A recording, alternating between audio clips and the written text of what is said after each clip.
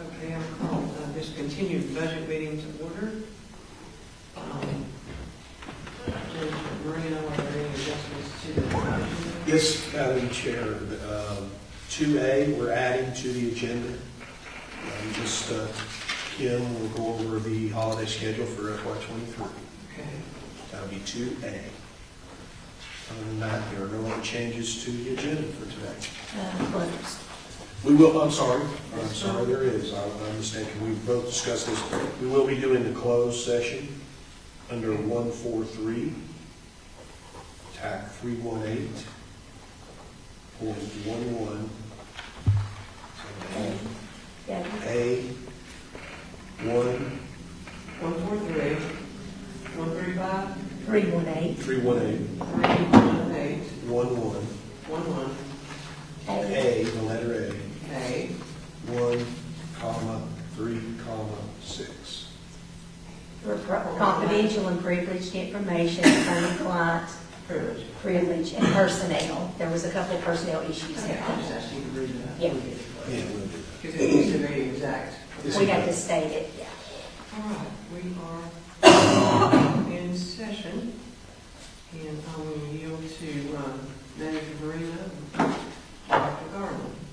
All right, I'm going to turn it over to Clerk Chris to talk about the policy for the holiday schedule for me.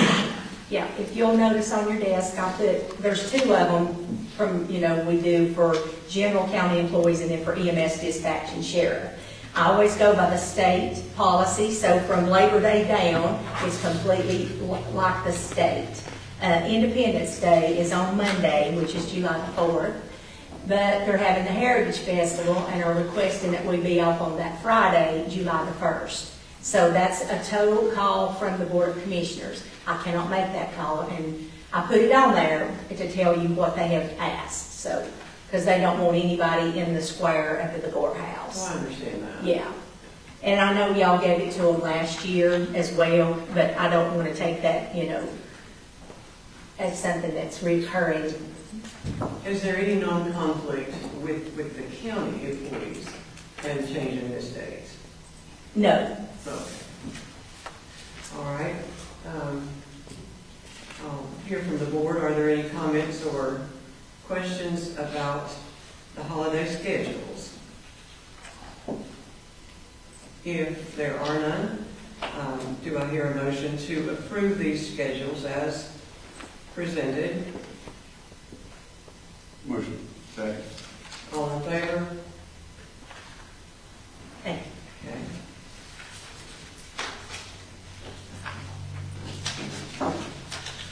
All right. The next you'll find conflict of interest. We'd ask that the county commissioners approve that policy. I think it was for transit. It's transit, but we'd also like to look at it for county as well. See if they want to discuss the conflict of interest. We do need one. So this conflict of interest is only for transit? No, it's for all of us. Yeah. You'll notice on the back that it was signed, I think, it'll tell you what year it was signed. Yeah. I've got it right there, Jason. It was 2015, the last time that we signed a conflict of interest. So it is a good policy to keep this conflict of interest policy updated, and there are no changes in it, but we are just simply updating this conflict of interest policy. If you'll take maybe a second and read over it, and if you're familiar with it already, that's fine. And then I'll ask if there are any discussions, comments, or any questions about the conflict of interest policy, and this will be for the entire county.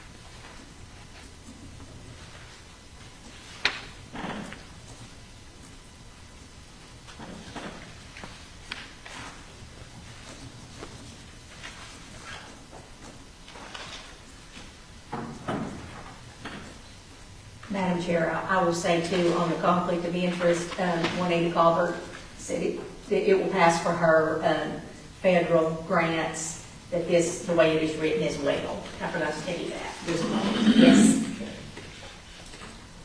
So it should be in order.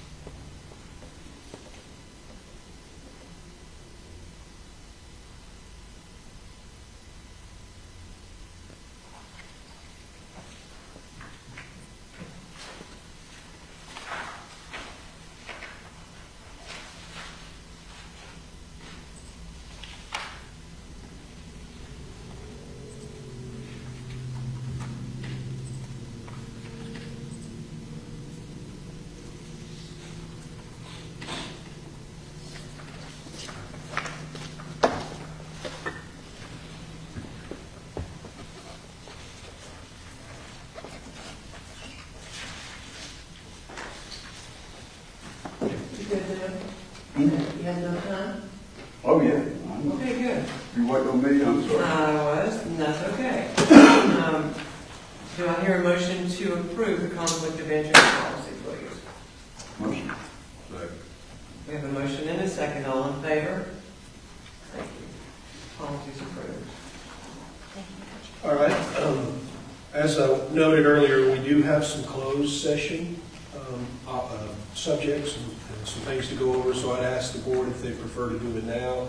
I don't really know how, there's not a lot of things to go over, or if they would prefer to do it at the end of the meeting, after the budget. I'm going to have to leave around 11 o'clock, so if the board would, I would like to go ahead and do that while we wait on the school. Not that I actually help. So you prefer to go ahead with it now? Mhm. Okay. Y'all don't mind? No, not at all. I don't. James, are you go into close? Okay. I will entertain a motion to go into close if you would read the statute. 143-318.11A, 1, 3, and 6 for privileged or confidential information, attorney-client privilege, and personnel. Okay. Is there a Motion. second? All in favor? Okay, we'll go into close. Okay. Is everybody ready? Whenever you are ready.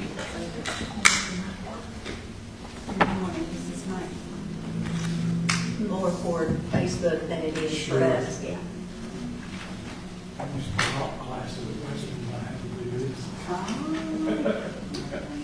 If you have to go to the restroom, be sure you turn that off.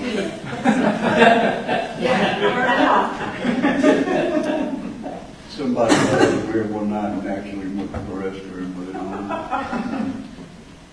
We had an incident, Rodney. Yeah. Yeah, I understand. That actually comes in loud and clear in here.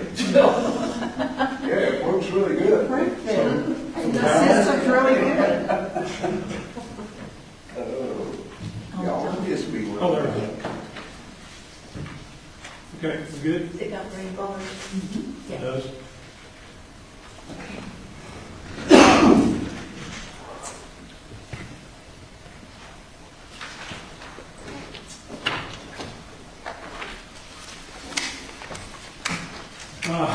Okay, I want to say I appreciate everybody letting us come before you to talk about our financial situation with the school system. Obviously, this is about the request that we presented to you for the appropriations that we receive on a yearly basis. This report that you see on the screen, I'll talk about that a little bit later. First thing I'd like to do is talk about the state budget that was approved back in November. That budget was as generous a budget as I've seen working in the school system. Raises, bonuses, staff members within the school system. That gets classroom teachers up to close to, somewhere in the national average, halfway in between, something of that nature, but it's as generous a budget as I've seen. That has some pitfalls for us, though. What this budget with the state basically said was we're going to give raises to certified employees. Now, certified employees would be your classroom teachers, principals, assistant principals, guidance counselors, any nurses or psychologists you may have. They're on their own salary schedule. If those folks are paid out of state funds, those mandated increases are covered by the increase in their allotments. Okay? Unfortunately, when the state makes these mandates for pay increases and your increase in your matching benefits, that's across the board. That's all funds. Okay? Of course, capital outlay, we pay no salaries out of that. So that's not part of this discussion. Other employees within the school system, certified employees or classified employees, what they were mandated was either an increase up to $13 per hour or 2.5% increase, whichever is greater. Okay? So think about that for a minute. A perfect example of how that hurts us financially is in the child nutrition fund. Those folks were mandated to be bumped up to $13 an hour or 2.5%, whichever is greater. And the problem there is that the federal reimbursement rate isn't increased to cover those pay increases. Okay? Is that your lunchroom workers? That is. Is that included? Okay. Yes. Another part of the increase is every year, if you've got a sheet in front of you that's got some highlighted sections, okay, this sheet shows what those mandated increases have been over the years.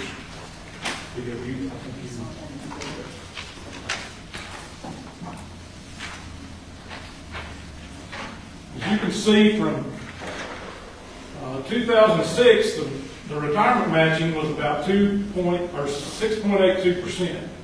Health insurance was $33,748. Now, that's been increased almost every year up until now. You can see how those increases have jumped, especially the retirement matching.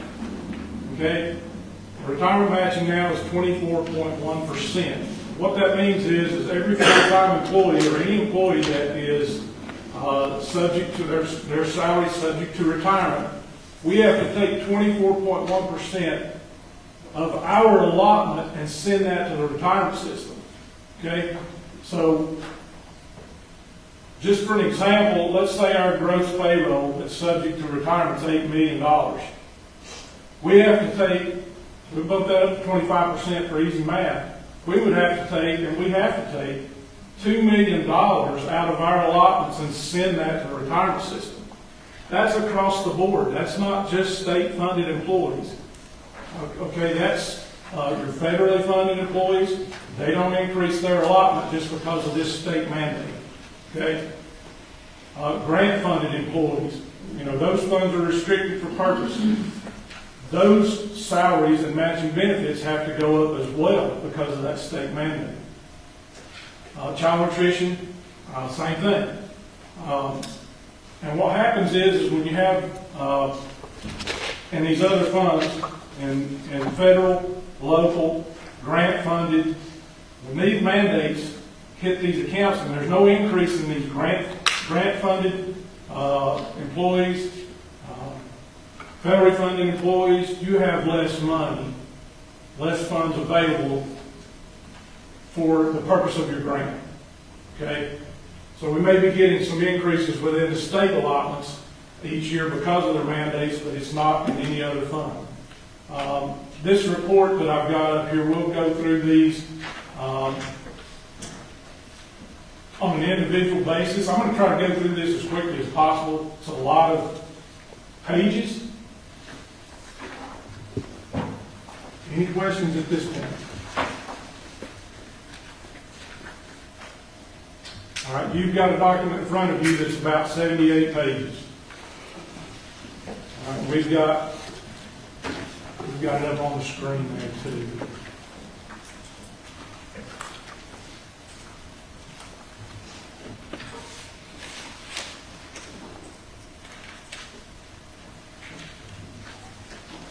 If you'll scan down to the next page, please.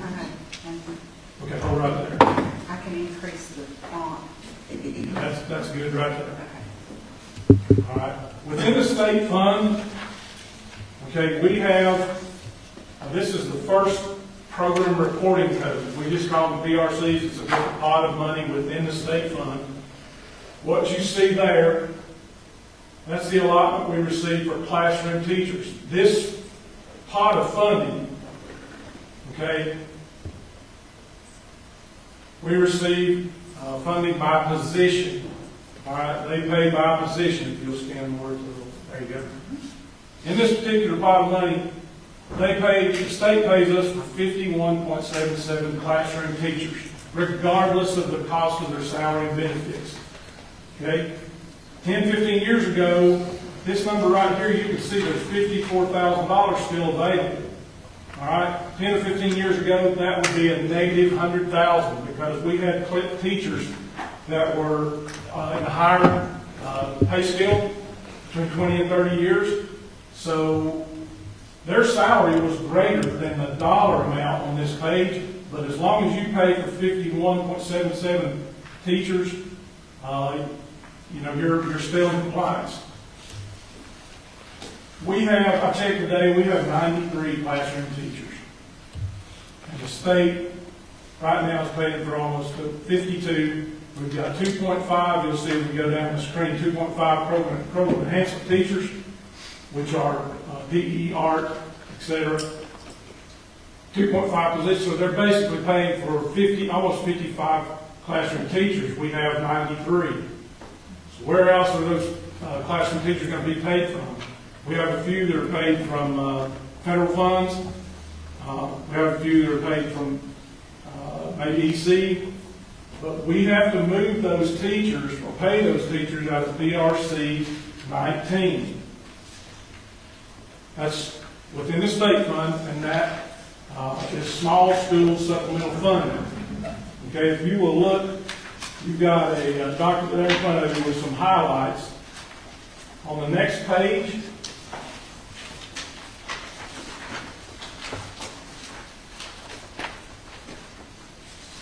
and this is not on the screen, you'll see that in PRC 19, our funding hasn't been increased. It's gone up a little bit here and there, but hasn't increased from 2008. So when you're paying classroom teachers out of PRC 19, or anyone out of PRC 19, and you get these state-mandated pay increases, state-mandated matching benefits, currently that amount is $1,820,000. As those salaries over the years increase and the matching benefits increase, you have less money to spend on other line items. When we started out this year, we had 35 full-time employees paid out of PRC 19. We've had to reduce that down now to 23 because that funding, we've had to reduce it down to 23 for April, May, and June for this year. Because those funds run out so quickly now because of those increases in salary benefits. So when you move those people out of PRC 19, where are you going to move them to? All right? Can't move them to federal funds. Can't move them into grant funds. Grant funds are restricted. You've got You got staff, you got directors in those grants, that's allowed, but you can't move folks out of state funds into grants or federal funds. Some of the grant funds do pay salaries, but those federal funds are even more restrictive than some of your grants and your state funding.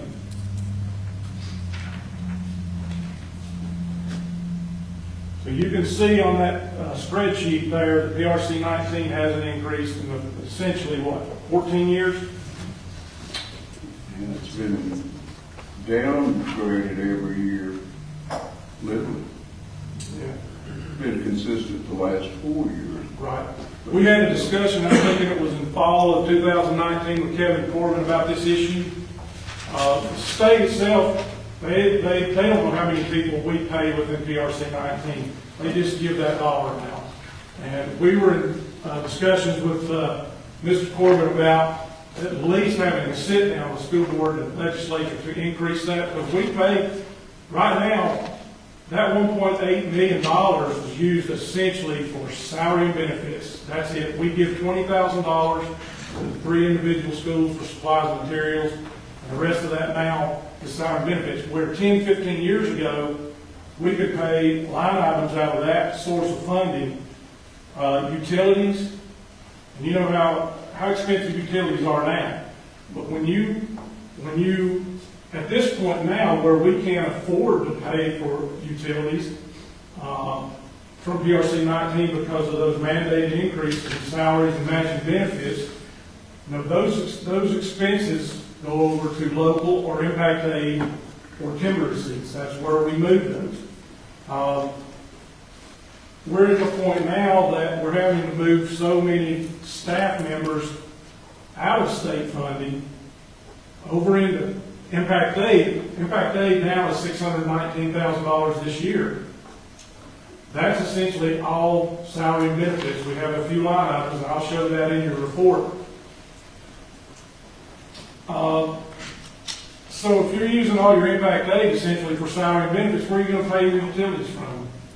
You know, we've just got expenditures that are adding up that we can't pay from all the funds, different funds that we've got. That's what we're faced with. Can we scroll down? Any questions at this point? And I want the rest of this report. Hold on right there, please. That allotment right there, that's a dollar allotment. Within the state fund, this is specific to the state fund, that's central office administration. Specific to the state fund, you have 3 types of funding. You have position allotments, where they give you so many positions you can pay for. They give you dollar allotments. Once you spend those dollars, you're done. That's it. You have months of employment. If you have like central or the CTE program, we have 95 months of employment that pays for 9.5 teachers because they're 10-month staff members. So that's an example of funding by months of employment. So if you'll stand back over to the right, please. Okay, there's a dollar allotment. Okay, for central office, you can see, I think that's, is it 512,000? 512. Okay, and you can see that we have 29,000 remaining to pay central office salaries. Right there, what I've written down is that's how much we've got for June. Okay, so we're good there. But the problem is we had to take 70% of our central office employees for the month of May and June, and we moved them over to impact aid because we're going to run out of funds here if we don't do that. We change the percentage. Okay, and that's been that's how things have been working for several years. We spend these state dollars first, then we have to move salary and benefits, operational expenditures. Once the state dollars are spent, what we can spend in the federal we do, but it all winds up over in local, whether it's from the county or impact aid or timber receipts. And at this point, folks, it's gotten to the point where once we move those expenditures over to local, we've already spent our impact aid money. We're coding expenditures now in timber receipts, and we don't even know what that revenue is yet. So that's where you wind up using fund balance. We got our timber, so we'll be getting a check. Good, good. We can tell you exactly how much it is. Okay, good. I knew. Part of the week we got it. Good, good. Okay, so if you'll just keep scrolling down, and these are just examples. We don't need to go. Hold it right there. Just All right, now non-instructional. stand. Okay, now what we have here is non-instructional support. That's what, 321,000, I believe. All right, you scan over to the far right. Okay. This particular PRC 003 is called non-instructional support. It's a dollar allotment. Okay. We've got $15,000 left to spend this year. The salary benefits remaining is $4,202. So we're good with that program reporting code, that pot of funds. All right. We also pay subs out of that, so that salary that we're going to have to pay will probably increase because we don't know how many subs we're going to have in the next payroll. So if you're showing that again a little bit. Thank you, by the way. Right there. Okay. This PRC 004, these are program enhancement features I talked about earlier. Those are PE, art, etc. If you'll scan across, we get 2.5 positions. All right. If you'll see there, that's a negative. Okay, which is fine because we're only paying 2.5 positions out of this pot of funding. Okay, the state pays for those positions regardless of the cost of the salary and benefits. So there's an example of how classroom teachers used to be 10, 15 years ago. But Lester mentioned that that's not all the teachers we have in that category, that's all we can pay. No, that's all we can pay for. Numbers. Right, thank you.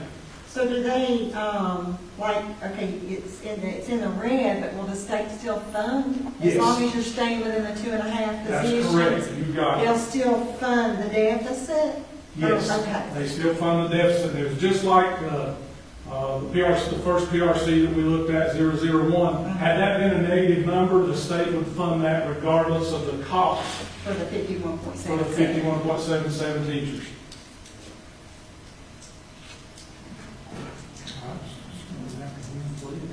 So it doesn't matter what the salary is, they'll pay for those 51.77. That's correct. So is your highest paid teachers in there? You got it. What we do is I'll take a spreadsheet and I'll sort all of our classroom teachers by their salary from top down, highest to the lowest. We put those 51 highest paid teachers in that first PRC so that we maximize our funds. Now your lower paid teachers, new teachers, 5-year, 10-year teachers are paid out of PRC 19. But you'll find out soon when we get to PRC 19 that we can't pay for all the folks that we used to out of PRC 19. We're having to move them out level because those classroom teachers are also receiving raises and their matching benefits are going up as well.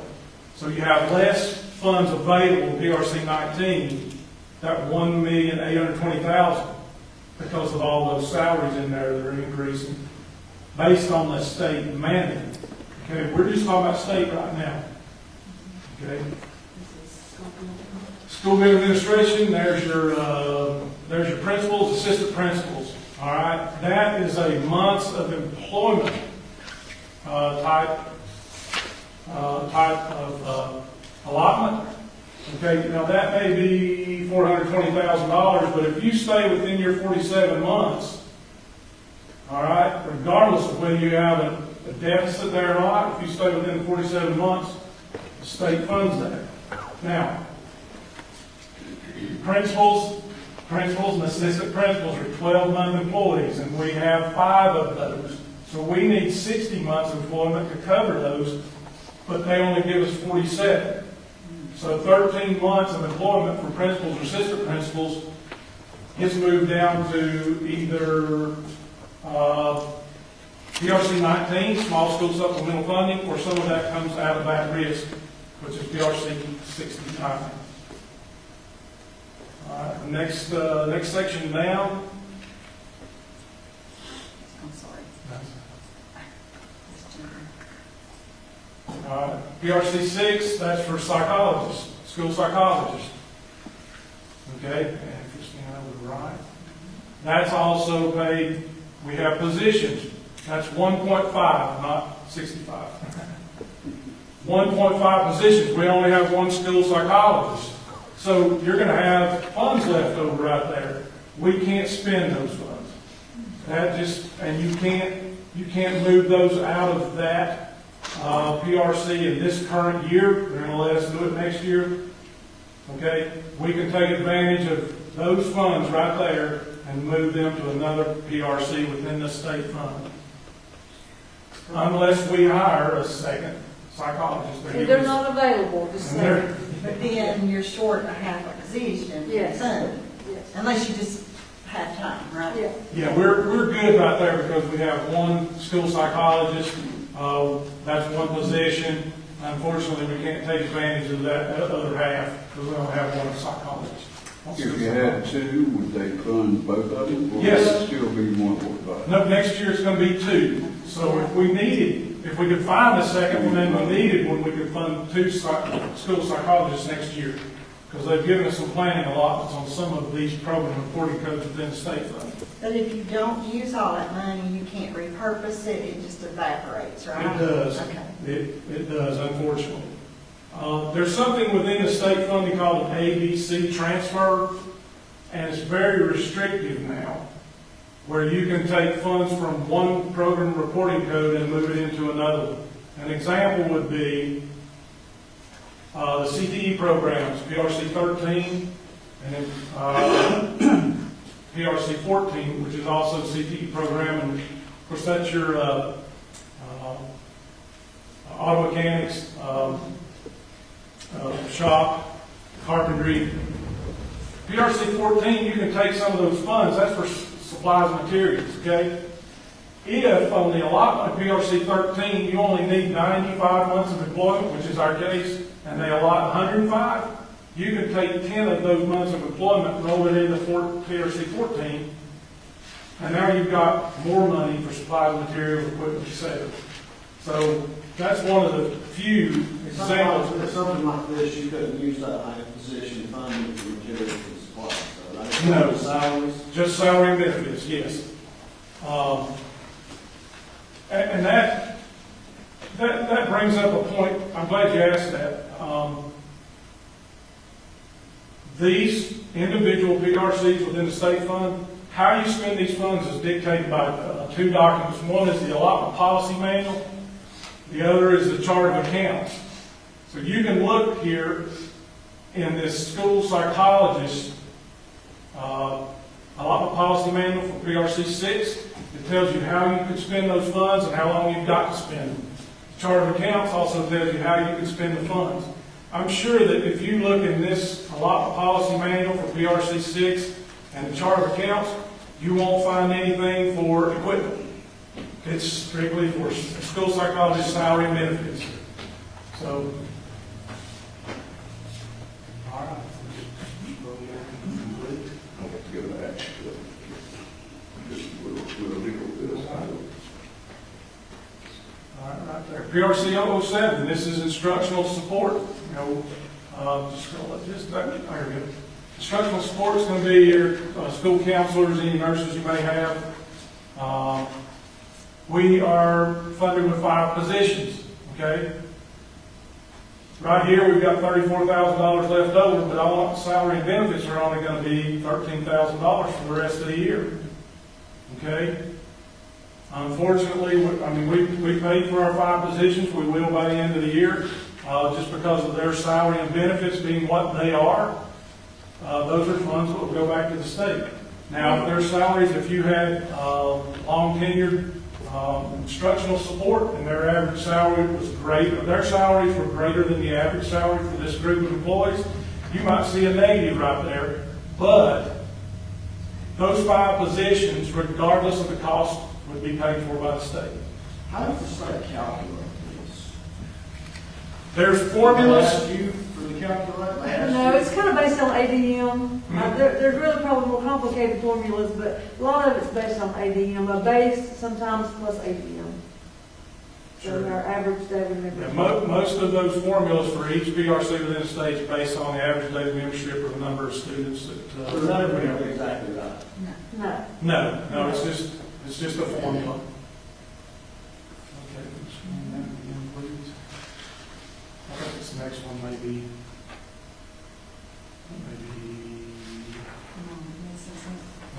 You're good. Still Keep scrolling down. That PRC 09, that's longevity.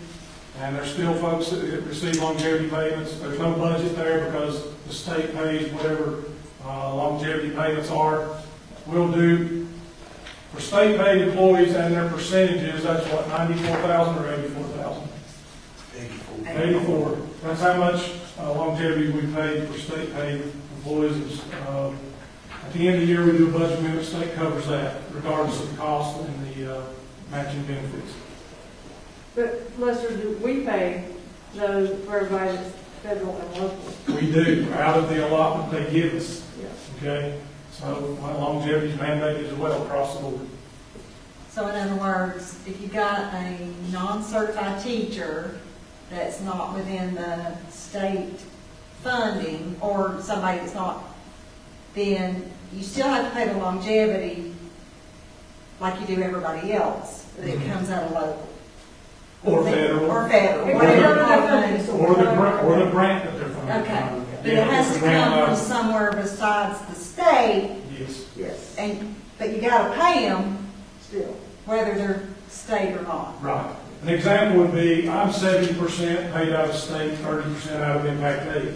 So 70% of my longevity can come out of state, 30% comes out of impact aid. Okay. Now, if I was in PRC 19, if I have a pay increase and those matching benefits goes up, you have to have less money available in PRC 19 to cover those increases, because that pot of money stays the same and has since 2008. Okay. Let's scan down again. We'll go through those, the rest of these pretty quickly. That's driver's ed. We won't talk about that. PRC 13 right there, that's vocational ed, CTE. That's a month of employment. We've already spoken about that. 95 months. All right, we've got $4,900, but since we've used 95 months of employment, we can't take advantage of those additional funds right there. It just goes back to the state. All right, next PRC 14. That's vocational ed as well. That's for supplies, materials, equipment, etc. Those funds will be extended by year end. Mr. Mathis is taking care of that. PRC 15 School Technology Fund. That's one of the few funds. We don't need to look at the budget on that. That's one of the few funds that if we don't spend those funds, it carries over next year within the state fund. Next is summer reading camps. You got a budget there for $34,000. We won't those carry over. We won't spend those funds until June and July.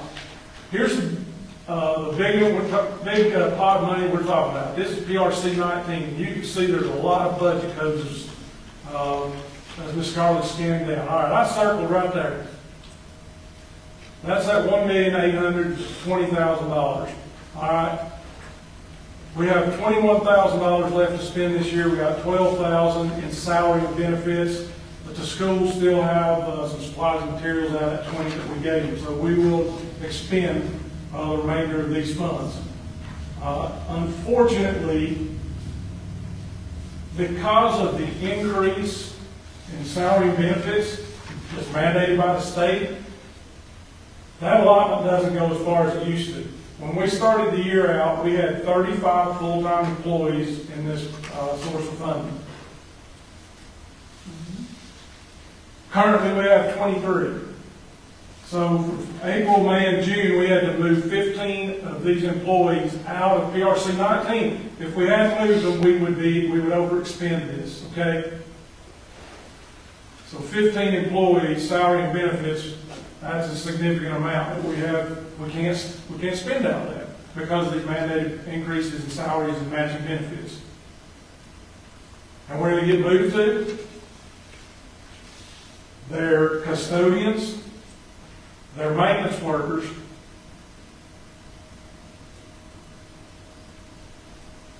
be a couple of, but they've been moved into local. That's the only other place we can pay for those folks.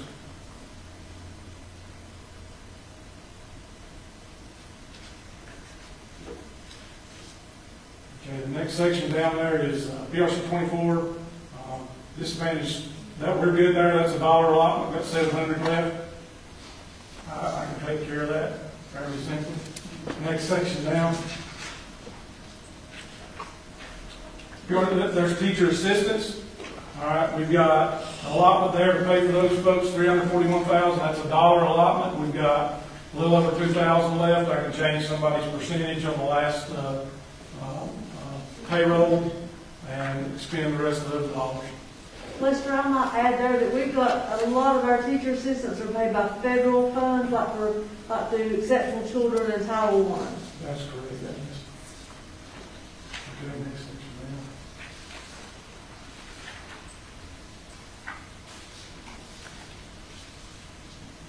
And we won't talk about these a lot. You know, you got behavioral support there, and low wealth. Those funds are essentially spent. If you'll scan over, you can see there's very little left. You know, 13,000, we're going to spend 11. So, and again, I can change that by the end of the school year by changing somebody's maybe one paycheck, change their percentage. PRC 32. This is a rather large program reporting code within the state fund. This is for exceptional children. There's $830,000 there in the budget. We've got $27,000 left. We've got $13,500 for supplies and material. for salary benefits. The rest of that will be used by contract services that Ms. Cable will be taking care of the rest of the year. So those funds will essentially be spent.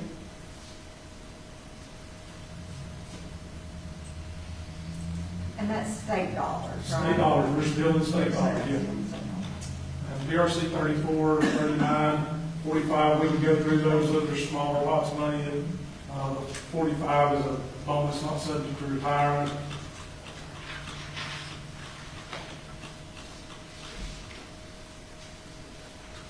That's another principal bonus. Those are paid for by the state. 54 is keep going through that. We got 56, okay. That is transportation. All right, everybody knows what's going on with fuel. We've got an allotment there for $371,000. Okay, we've already spent $422,000 transportation. All right, and we've still got $8,000 right now just salaried employees. We've still got to pay bus drivers. So we're going to be way in the hole on transportation. I think the reason for this is twofold. One, the bus drivers are a lot like your child nutrition workers, and also any of your classified employees. Their salary has been bumped up to a minimum of $13, or they get a 2.5% increase, whichever is greater.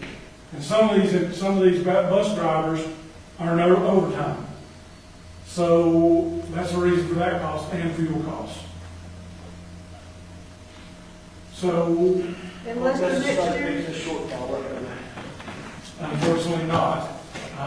There was an application for significant repairs that were $2,000 or greater, and we didn't have any of those. But Lester, next year, will our minimum go from 13 to 15? That's correct. Yeah, we'll speak about that since Ms. Knight brought it up. Next year, child nutrition, bus drivers, any custodians, anybody that's a classified employee, their minimum pay goes up to $15 an hour. And that's really going to hurt transportation. They may make an allotment for that, make a concession for that. But child nutrition doesn't look like their reimbursement rate's going to increase. So they're not going to fund it. No, the state makes these mandates across the board. And an unfunded mandate. It's an unfunded mandate for every fund other than the state fund, which what we're looking at right here. But these are all state program reporting codes. So they'll fund it within their programs, but Right. if it's another employee that. Right. Yeah.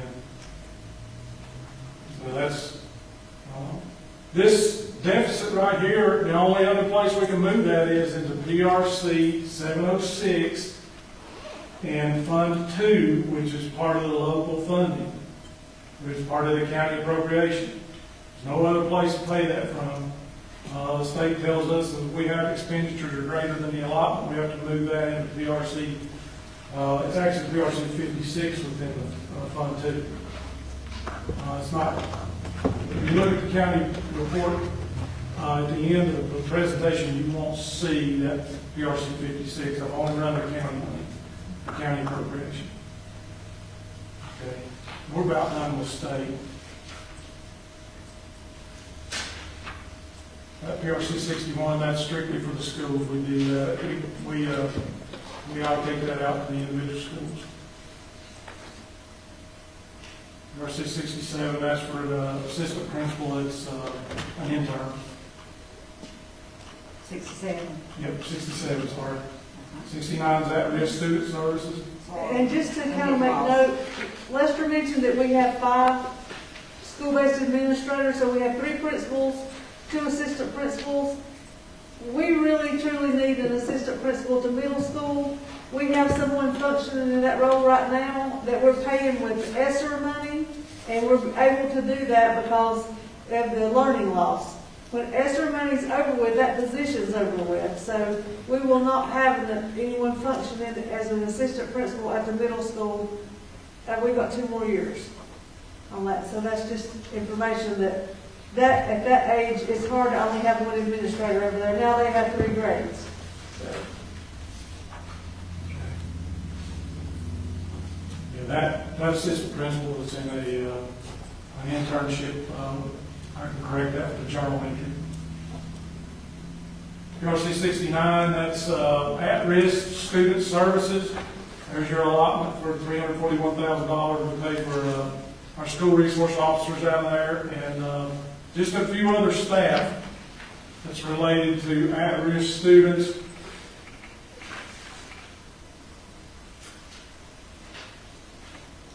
Yeah, I don't think I wrote down the salary on that. I don't think there's any salary left in that.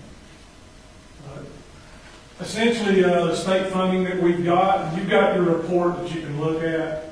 From here down, you've got textbooks and you've got CARES Act funds. And those CARES Act funds have been expended. The ones that can, some of those will be carried over maybe to, no, we're done with the ones in state. So if you can probably scroll down several pages, and what we'll do is we'll get into federal funding.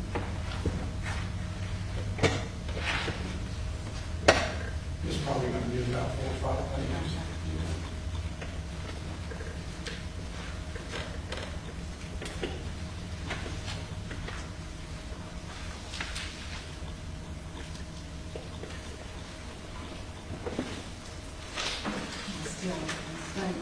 Yeah. Oh, I see. It's got stuff. Okay. Now we're getting into federal funds.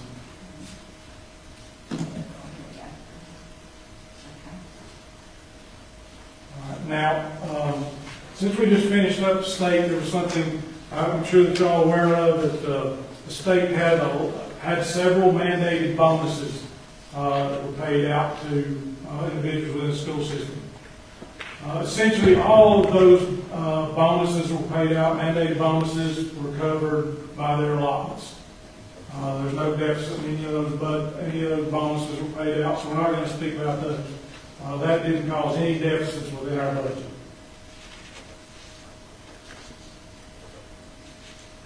Now, in the federal fund, all of these program reporting codes, they're all dollar allotments. There's no positions, there's no months of employment, they're all dollar allotments.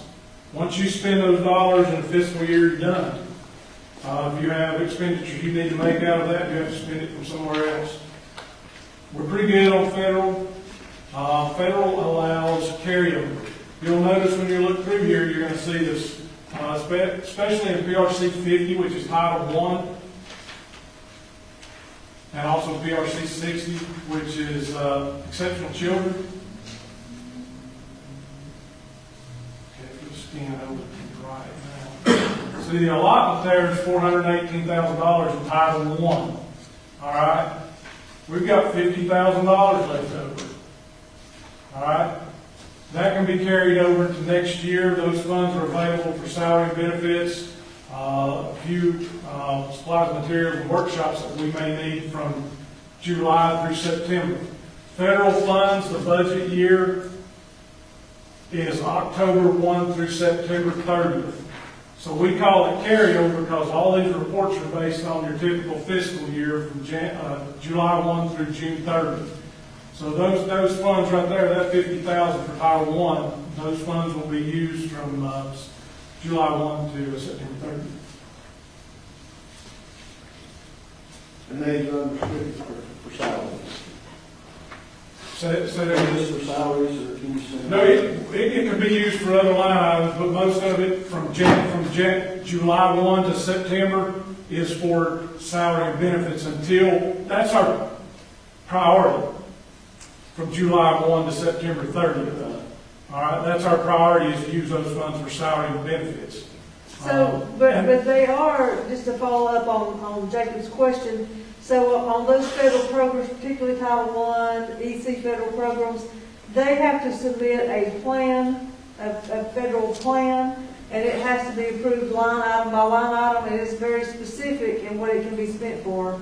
So if it's materials or staff development, it's all has to be written in the plan and have pre-approval.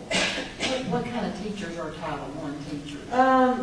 Sometimes it's mainly at the elementary school, and we can pick up some regular ed teachers, some interventionists. Really, you can pay for anybody at the elementary school because elementary school is Title I. We pick up a lot of assistants out of Title I. Is Title I like based on like poverty levels or something It like is. that? It pretty much is. Free and reduced lunch rates. Okay. And that allotment has stayed consistent, probably dropped some for the last several years. Is that correct, Lester? Yes. I mean, it's not went up. We submit how we're gonna spend the money, right, and they approve it? Yes. But, well, from having done it for many years, we do submit it, but like, we submit what they ask us to submit. It's kind of like they're going to give you the money, but here's what you're going to spend it on. You're just verifying you're going to go buy our plan. So, yeah, sort of. It's not like we have a lot of flexibility in it, but. Do you know how many classroom teachers, just kind of round figure, that are supported in the elementary school that you're able to pay? From Title I? Yeah. I don't think there's any more than three. I wouldn't think so. There's probably more than that in teacher assistants. Yeah. Okay. Yeah, we So cover you use a several. lot for TAs? Yes. Especially since the state didn't fund teacher assistants for several years. Right. We've had to pick them up some in some capacity. The next section down is PRC 60. This is exceptional children. The allotment there, I think that's 308. And you'll see there, is that 80 or 90,000? 80,000. There's no salaries left to be paid in the month of June. All right, those funds are carried over, have unlimited carryover, but as Ms. Knight mentioned, there's a plan that has to be submitted on how those funds are going to be spent July 1 through September 30th. And most of it will be salary benefits. Sometimes those funds might go for a student that would move in that would be high need that you immediately needed to put an assistant with. I mean, just that's an example of an emergency situation that we would use those funds for, in addition to what we know is coming in salaries. Okay. We can go through federal a little bit quicker. A lot of these funds are targeted. They don't have a lot of salary and benefits in them. 103 is for new teachers. If you've got, what is that, $51,000, I don't think that may cover one teacher. Okay, yeah. Yeah, it's all stripped down. Yeah, you can say that about a lot of these. PRC 108 is targeted. Next section down. PRC 109, this is rural and low-income schools. Usually what we use this for, and I think y'all are aware, in our local Fund 8, we have a grant called the School Nurse Funding Initiative. It's $50,000. We use that to pay for a portion of the school nurse. $50,000 won't pay 100% of the school nurse and their supplies and materials and the one conference that they're required to go to. So we use PRC 109 to pay what that school nurse funding initiative doesn't pay. PRC 110, the next one down, that's our after-school grant. That's a large pot of money. That's $400,000. For a school our size, it's really difficult to spend $400,000 on an after-school program. Any school in the state that gets this, you might have Buncombe County, you might have Rutherford County, they get the same thing, $400,000. They can expend those funds with the number of students they have. It's just difficult for us to do it. And it's really a restricted source of funding. We've had folks to go to the director before saying we need these items.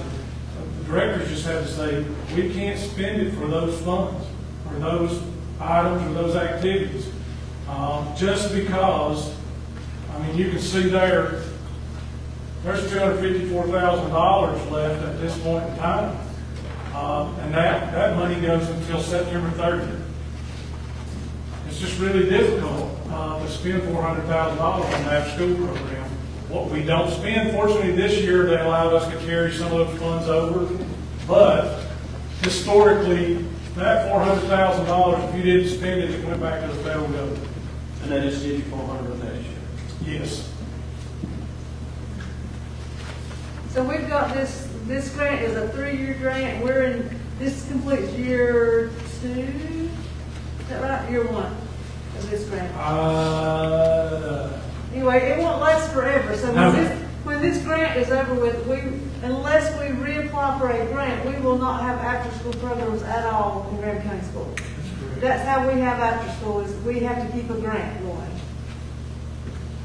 I think we had 1 year where we had we didn't have some funding of this sort, and Gear Up, which is a grant that flows through our Fund 8, it's a local grant, helped with summer school as much as they could. So is this after school or summer school? It's both. Okay. It's both. Yeah, but it only pays for some of those students that qualify for the after-school program. Yeah, it's very restrictive. Again, it's restricted by age. Sometimes it's restricted by, what they can do. So, like, we'd like to do a lot of fun things at summer camp, but you just can't, because they all have to be written in the curriculum. And he talked a little bit about Gear Up. They're offering a lot of camps, but like they can only be for certain ages because they only work with certain ages. So, all of these federal funds, like many of the federal funds you receive, are very, very particular with their objectives. Does this, I know Stecoa Valley Center has it after school. Does this help fund that, or is It that a does. whole It separate does. grant? It does, We take out $60,000 out of this grant, and we allocate that for Stecoa Valley Center. Is there a limit to how much you can allocate for that out of the 400? No, but that $60,000 really. I've only seen one instance where they've gone over the $60,000 lot. Clay, you can only allocate that like per kid. So like if they've got, it's only like, one staff member per 6 children. And so it really depends on their capacity. And really truly, they usually don't spend that. We just don't have that much capacity over there to spend much more than that. I'll tell you how restrictive this particular pot of funding is. A couple years ago, Sticko Valley Center wanted one of these projectors, okay? And you know how expensive those are. I made them well aware. You have to get that pre-approved, and if the grant ends and it's not refunded, the federal government can tell us to send that to another grantee, or they can come take it out. That unit belongs to the federal government. It doesn't belong to Sticko Valley Center. Any equipment that we buy, that we've had here at Graham County Schools, if this funding ends, they can reallocate that equipment that we purchased to another entity. So that's how restrictive this pot of money is. Is there any effort or plans for efforts to try to encourage more attendance?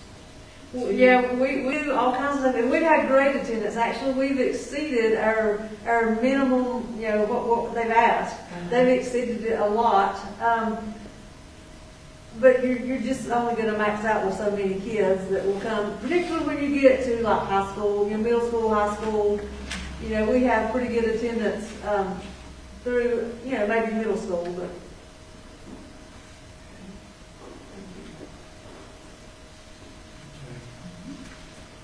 Yeah, PRC 114, that's for 3 teacher assistants. It's for at-risk students. Those funds are expended. We're fortunate to get this $92,000 because if we weren't receiving this, we'd have to pay these 3 individuals from either Title I or PRC 60. And these are for students that are really. These are written specifically. They send the child's Severe IEP needs. in to the state, and they approve them per child based on their specific intense needs.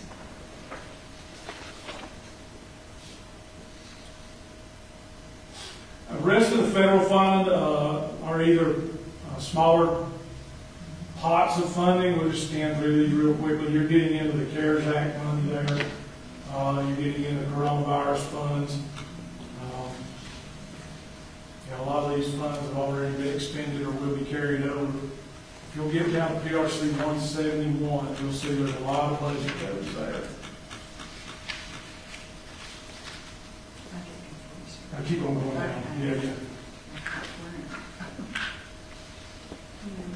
Okay, right there you're at the totals for PRC 171. These are ESSER 2 funds. All right, you can see the budget there is $1,056,000. These funds are going to be can be used until the end of fiscal year 23. All right, you use them for 2 years, $303,000 left. We'll use that for next fiscal year. And those funds are restrictive. It's for in response to the pandemic. It's for adding positions that are needed. It's also for supplies and materials, PPE, things of that nature in response to the pandemic. I think PRC 181 we can buy. We're looking. An activity bus that should help y'all. One of those activity bus. It's here now. Yes, that was out of ESSER 3, I think. But those funds are really restricted. We'll go through some of these smaller ESSER funds. We'll scan on through the 176 and 177. That's for summer school. While he's doing that, it's hard for me to keep my mouth shut back here, I'm sorry. So while he's doing that, just so you know how we spent those ESSER funds, we pulled some people, it doesn't have a supplant clause in it, so we were able to pull some people over to it. So we pulled math coaches over there to that. What worries me about the fact that we did that, I mean, it's great, it eased the budget's not good, but it still eased what we have. In 2 years, we're going to be at that funding cliff again and have to put them back in our budget, so that's going to be a big change. But we were able to do things like, we took all our smart boards, they were getting old, and we retrofitted all them with brand new, technology there. With the grant that we worked with y'all for, we finally, I think they're installing now all the teacher computers. So, like, we were able to take some of this money, and it's really, I mean, God forbid, I hope we never have to continue this pandemic, but for a little infusion of time, some of this has been very helpful, and it's each an ask that we would have for y'all, and an ask that that we'd have to make a grant for, really. So we're one-to-one with all kids from kindergarten to 12th grade, and this really helps that, and the grant that we work with y'all on, really make sure all that's happened.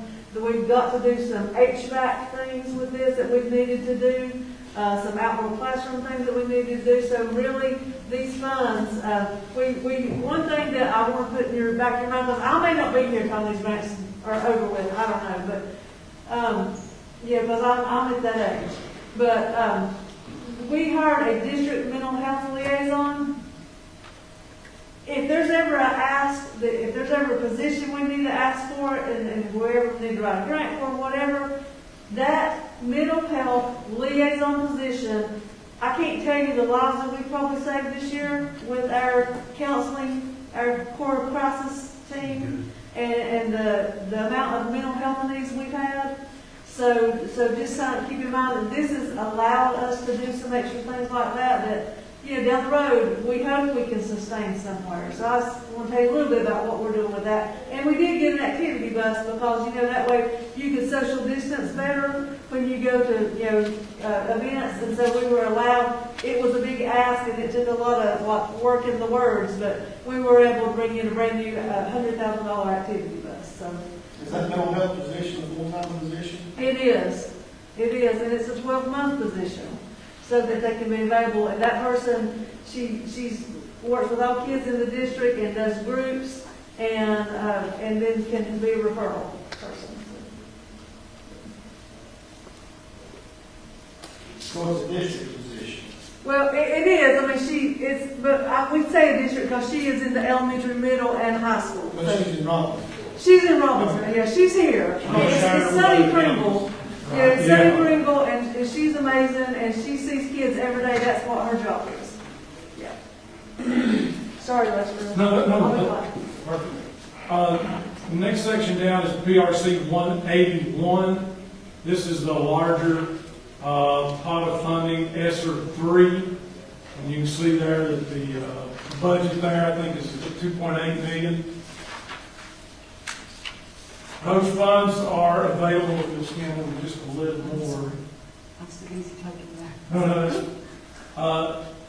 What we've got available there is almost $1.9 million, but those funds, we can spend these funds until the end of fiscal year 24. And those are targeted, restricted. Like Ms. Knight said, with PRC, with the ESSER 3 and ESSER 2 funds, there's no supplanting restrictions, but still those funds are really restricted as to use. Okay. I think we're about done with federal. We've got a few other smaller pots of funds to deal with in federal, and that was a mandated bonus that was covered right there. So I think we're done with federal.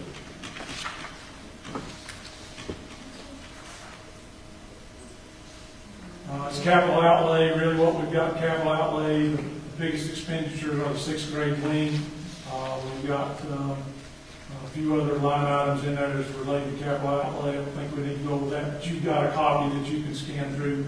If you've got any questions, you can ask us at a later time. We're right now. Scan on down to the next page.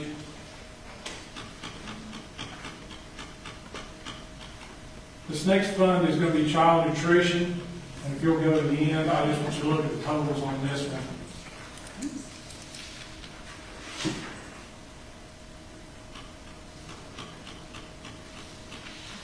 Did we lose a page? Okay. Down one more page. Oh, right there. Not too far.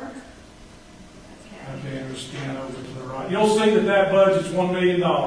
All right, I've got a star beside that. That's $98,000 we've got left to spend in June. I've been with the school system for 16 years. By the time we get to this time of year, usually we've got $300,000 left to spend. Okay? This is an example of those mandated pay increases for the child nutrition workers being bumped up to a minimum of 13 or having a 2.5% increase, plus the salary and benefits being increased as well. Also, food costs, those are really inflation, those are getting very expensive. So we've never had that few dollars left at this time of the year. We may have to budget more than $1 million next year. 2 reasons. Number one, those minimum salaries go to $15 or greater. Just spoke with the child nutrition director last week about an issue. Every carton that comes into our system costs $2.25 right now. Those cartons could be sizable cartons. Next year, the delivery fee for every carton is going to be $6 per carton. So that's going to really reduce the net income that they might have. If the federal government doesn't increase the reimbursement rate, that's going to be very detrimental to the child nutrition program. I just wanted to make you aware of that. So the $1 million, is it federal dollars, USDA? How does that? Currently, right now, it is, because we're under, the funding that we receive now is what's called a summer school funding. And that's the funding that we've been receiving during the pandemic. It's a higher reimbursement rate. Okay, everybody's eating for free now. All right? But with these costs increasing this year and even next year, if they don't increase that reimbursement rate, we're going to have less. Our costs are going to go up, and our revenue is going to stay the same. Your meals served is where that reimbursement rate comes in. Well, and two, we don't anticipate them to continue feeding everybody for free. We think that that's probably going to run out. We're hopeful that they will continue to, but then we'll go back to the regular rate, which is probably worse. Okay. All right, if we get into Fund 8, right now we're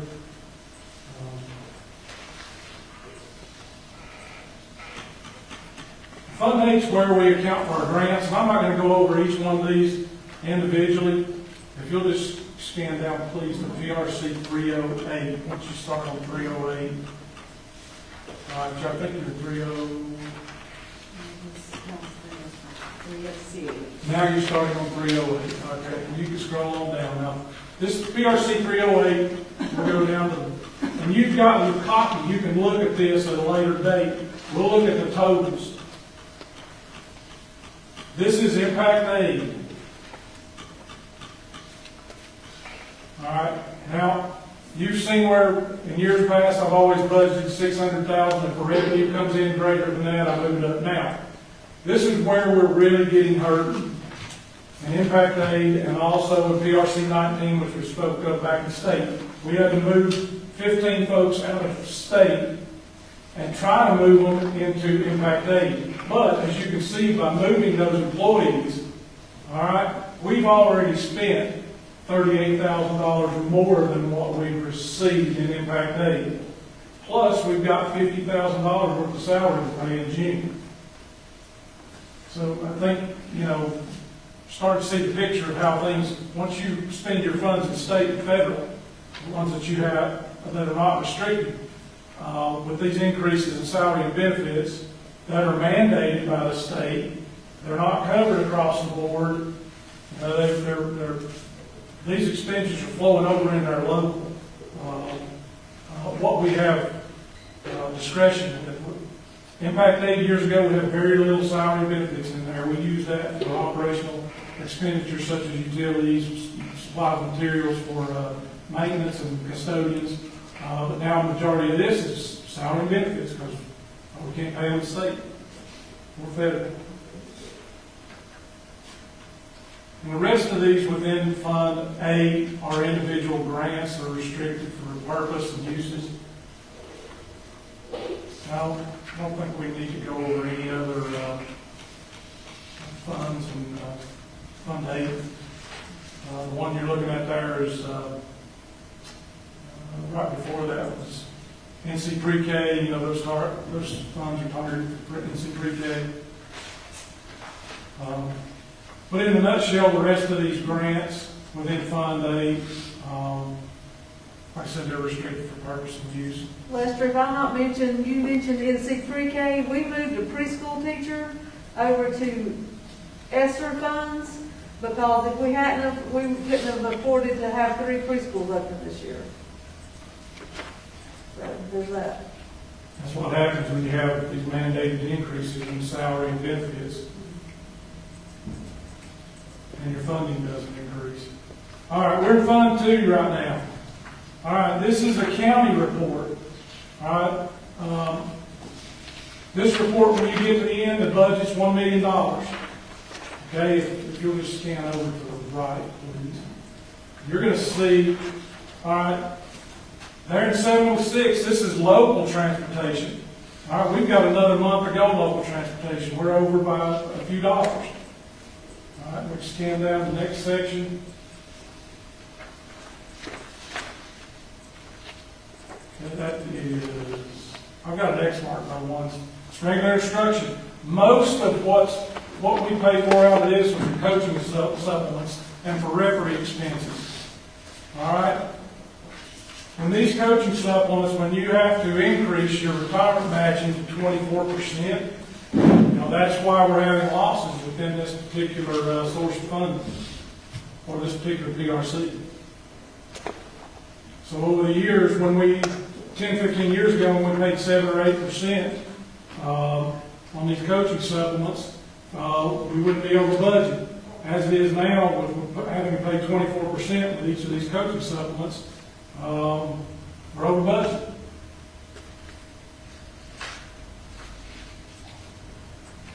Next section, there's the school board, it's fine. We still have 2 meetings left, though. Next section is 811, that's central office. If you'll please scroll back up to where I've written in. I just want some expenditures there for you to see. All right. That right there is a payment that we make to RISA, and that is for, that's actually a membership we have to pay every year for workshops, professional development, etc. Years ago, we could pay that out of PRC 19, we could pay it out of Impact Aid, but those funds are already expended at this point. So if you'll scan down again, please. I've written in another one there. There's the copier lease. We used to pay the copier lease out of PRC 19 or Impact Aid. We can't do that now. There's $48,000 for our copiers that we're having to pay out of lump because we can't pay it anywhere else.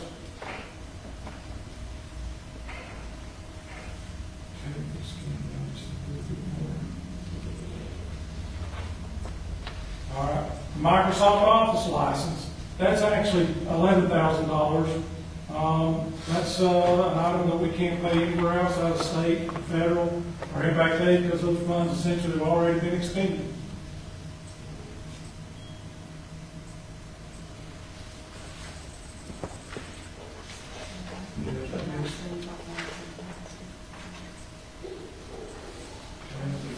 One there, PRC 812's principal's office, we help them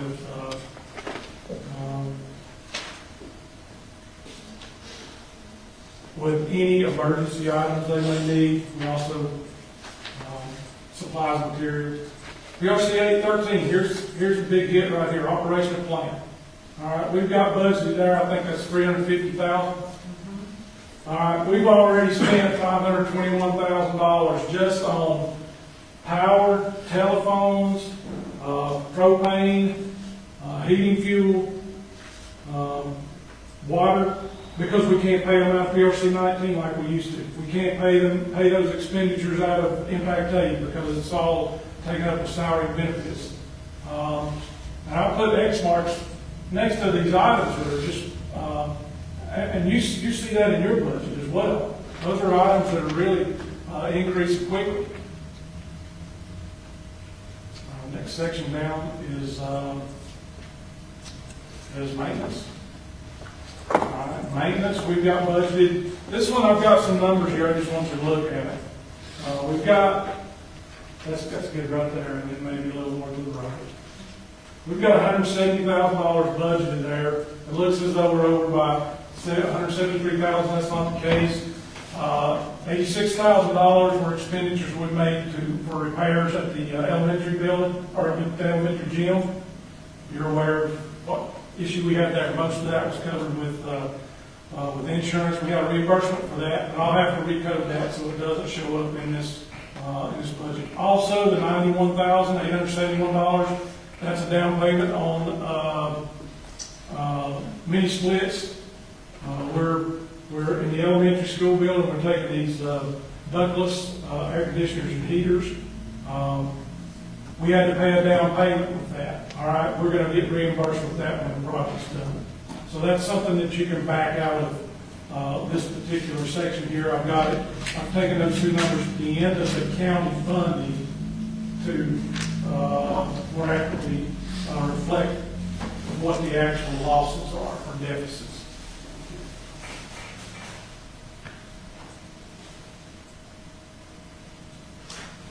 Okay, if you'll scan back up a couple of pages, please. That's, yeah, just a little more. Right there, there we go. So we've got $1 million, you know, that the county's appropriation. Years ago when you bumped that up, I was extremely grateful for it, and I'm grateful for it now. But if those expenditures are backed out that I've just previously spoke about, we're at a deficit of $258,000. We still have 1 month of operational expenditures to pay for. And I think you're starting to see the picture how when the state makes a mandate for salaries and matching benefits and those things increase, that their allotments don't go as far as they used to. So we're moving these expenditures out of state. If we pay for them in federal, we try. If we can pay for them out of impact aid, we do that. But the total of these expenditures are just greater than the funding and the allotments that we're receiving across all funds. The last 2 pages, these are also in Fund 2. Those are fines and forfeitures we received. The actual revenue is actually $35,000. We don't have a deficit there. We're good. I've just got to do a budget amendment. Next is the timber receipts. I always budget $40,000 beginning of the year to be very conservative. At this point, we've spent $82,000, and we'll soon know what the revenue is. Good. So, we're at the end of this. These are our financial statements, every fund, every PRC. And again, these reports, you can look through these reports. If you've got any questions about any line items, I know this took a long time, but I think it took even longer here than last month when we spoke with our directors and principals. They see some of these figures. But I think it's very important that we go through this in as much detail as possible so that you see what we're faced with based on these state mandates, pay increases, and increases in matching benefits. And I'll give you an example. I think that we gave the $8 million gross payroll a minute ago. 25% we have to take out of our allotments across the board and send that to the retirement system. And all other funds other than state, there's no increase in revenues or allotments. Grants, federal, child nutrition. So it's just, I told Miss Knight about a month and a half ago that once all these numbers came down and all the raises and everything were paid, things like that, it was probably going to be the most difficult budget I've had to deal with. And with all these federal funds, additional funds that are coming down, Ms. Garland, if you had 25 new grants, and they all had different guidelines and different periods to spend those funds, I mean, that's what we're faced with. Yeah, and you got it too. Leslie, can you talk a little bit about the status of our fund balance? And I mentioned this to Ms. Garland. She received a copy of our audit from last year. Also mentioned that this is something that you can do yourselves if you choose to. Our auditors, our lead auditor, Adam Superior, came to our board meeting and presented last year's audit on June the 4th. I just Googled it and I watched it again.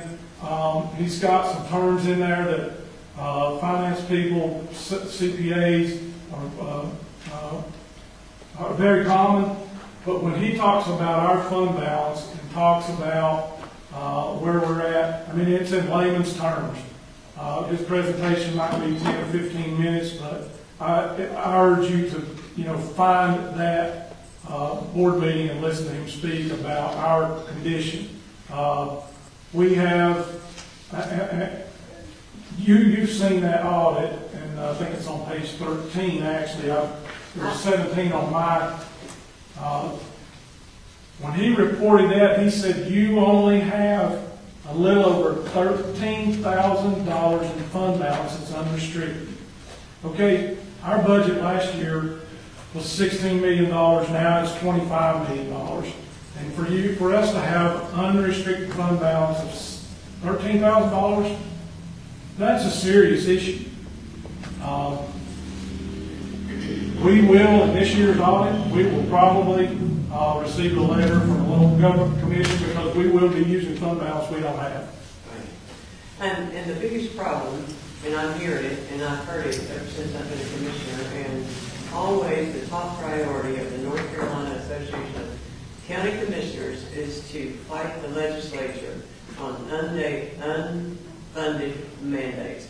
It's always our top priority, and they keep coming.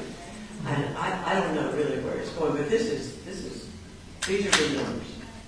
And it's just,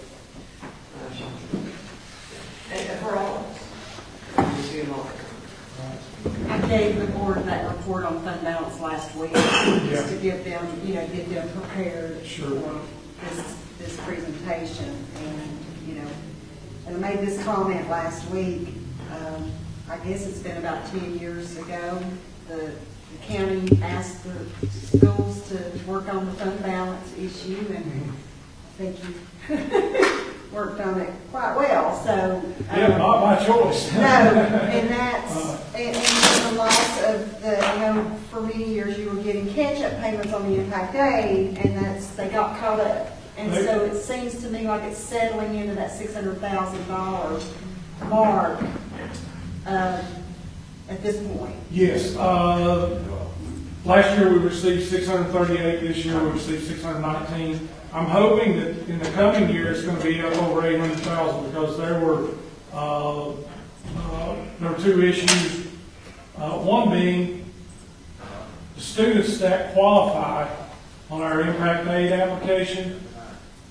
If their parents work for a company in Graham County that has a contract on federal property in the state of North Carolina, those students, their kids qualify. Chris and Chris did not have their contract with TVA that year, so we had all their kids that didn't qualify because they didn't have a federal contract. So that reduced our funding by $200,000. Are they back? They TVA, I think. They may be, but I have worked diligently to find other students within the county that qualify. I've been beating the bushes. If you've got parents that live on tribal land, if you've got parents or guardians that live on tribal land, if you have parents or guardians that work for the Eastern Band of Cherokee Indian or Harris, their students qualify. Once for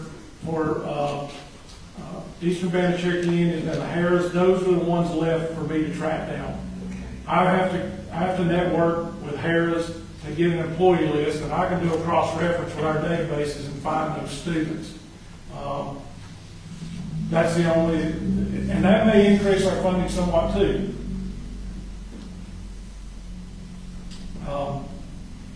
But it may not, because it depends on the appropriation they get too from the federal government, you know, with the percentage of their funding give back paid. So, never know.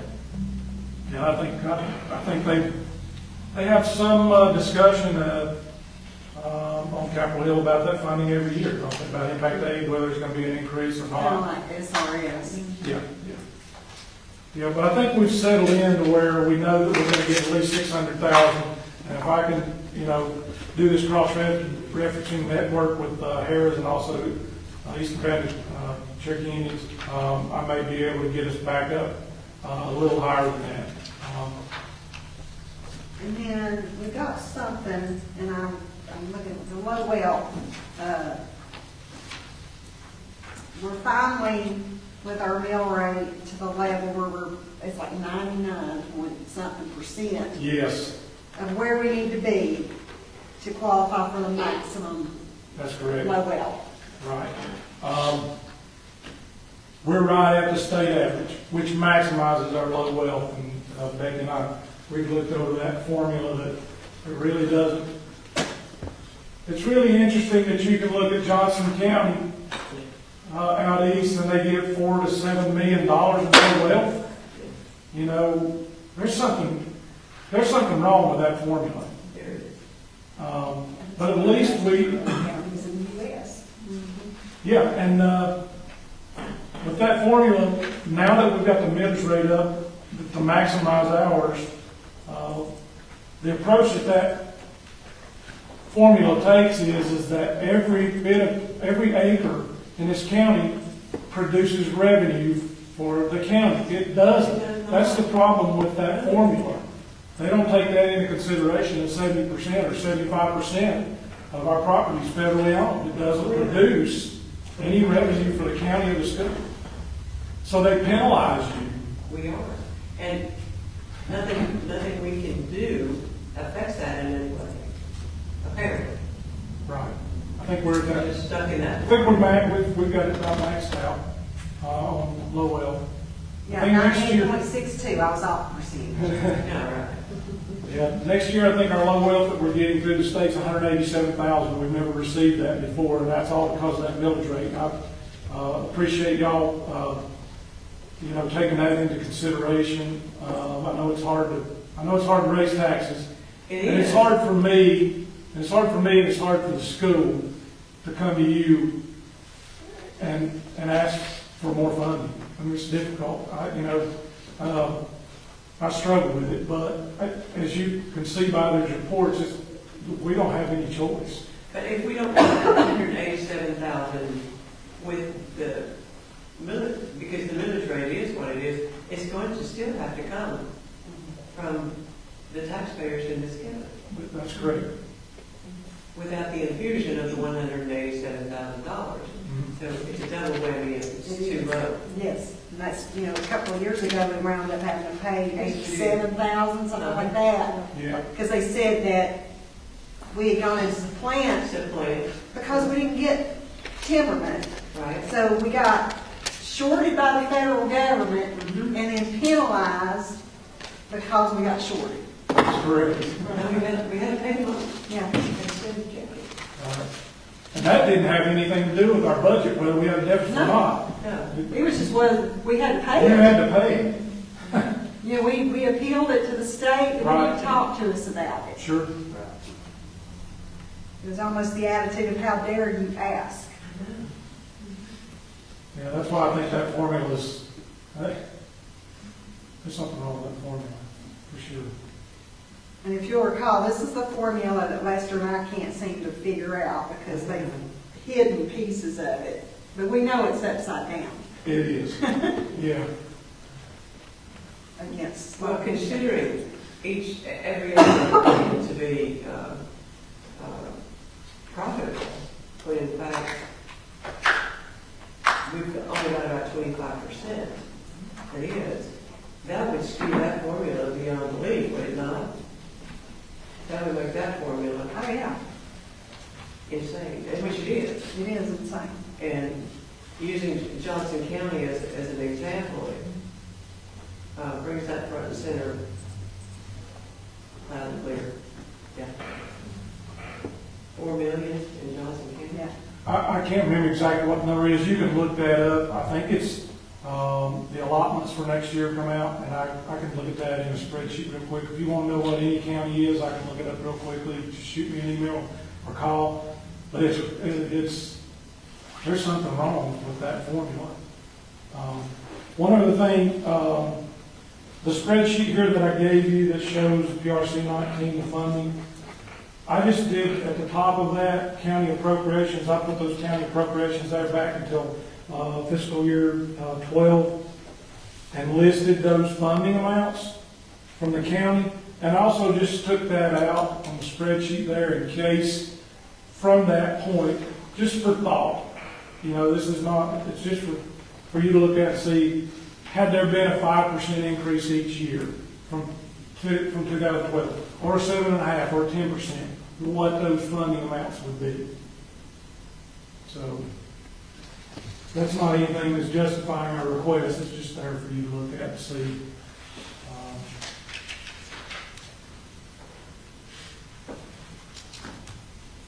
But that's all I have. Thank you for listening. It's just really difficult.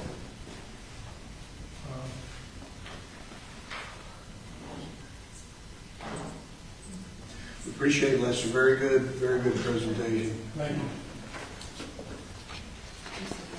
Commissioner, do you have any questions? Any questions? Thank you. Yeah, I know it's long, but I think it needs that much detail, you know, just because you don't see these figures every day like I do, we do.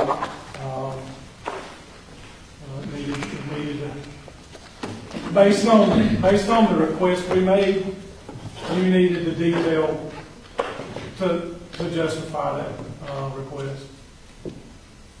And it's very detailed, so thank you. It does help us understand, and I, for one, am going to be speaking to some representatives about this formula. Now, y'all have to help me with the formula because I don't know much about it. But I'm definitely going to be talking to them about it. And have we done that before in a concentrated effort? I think we talked with them when we had to backfill the supplant. Okay. But it bears way more conversation Yeah. at meeting levels. So our two local representatives, we just need to come and sit down with us here, and they will. I think we just need to ask them, and we'll get like to have the school involved in that conversation too. Oh, yes, yes. I think an additional conversation needs to be about PRC 19, small school supplemental funding. That hasn't changed essentially since 2008. We started a discussion with Kevin Corbett about that before the pandemic started, and that got put on the back burner. And that discussion, as far as I know, hasn't been had by our representatives. That needs to be increased. If they know that we're paying salary and benefits out of that source of funding or that program reporting code, rather than just workshops, supplies, materials, operation expenditures, that may encourage them to increase that appropriation or that allotment. I think if they sit down with a group from the school and the county and we can put that together, Jason, and just have these discussions that we've had today and bring in Johnson County as an example. Because I do know that our two representatives fight for us in Raleigh. They definitely do. So we just need to get it in front of them again.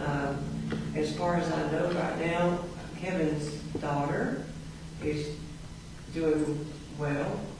So it might be a good time to see if we can arrange a meeting with them. I know everybody's busy with budget, but it's what we're talking about when we meet with them. And Jason, I can work with you on that, because there's some things on the academic side I'd also like to speak to them about, so I'll be glad to work with you. Yeah, Scheduling absolutely. That's it for me, and I appreciate you listening. And I don't know whether Mr. Nelson or Mr. Moody has anything to say. But, I do want to say that how much we appreciate the relationship we have with the county. I've been around long enough to know that it's not always been like this, and we've not been able to sit down and have these frank conversations. I was sitting in that office with Lester and Becky and former people there when it was an ugly conversation, and it was awkward and uncomfortable. And it's not like that anymore. We appreciate y'all. We know that you have the best interests of the county and our children in mind, and we know that at least you'll have a serious listen. And we appreciate that so much, and we hope that you understand that we're trying to do the best we can to be good stewards of the money, and do good things for kids. And we've got a great county, and have opportunity to work with y'all is just really a blessing for us. Thank you all for what you do. I really appreciate it.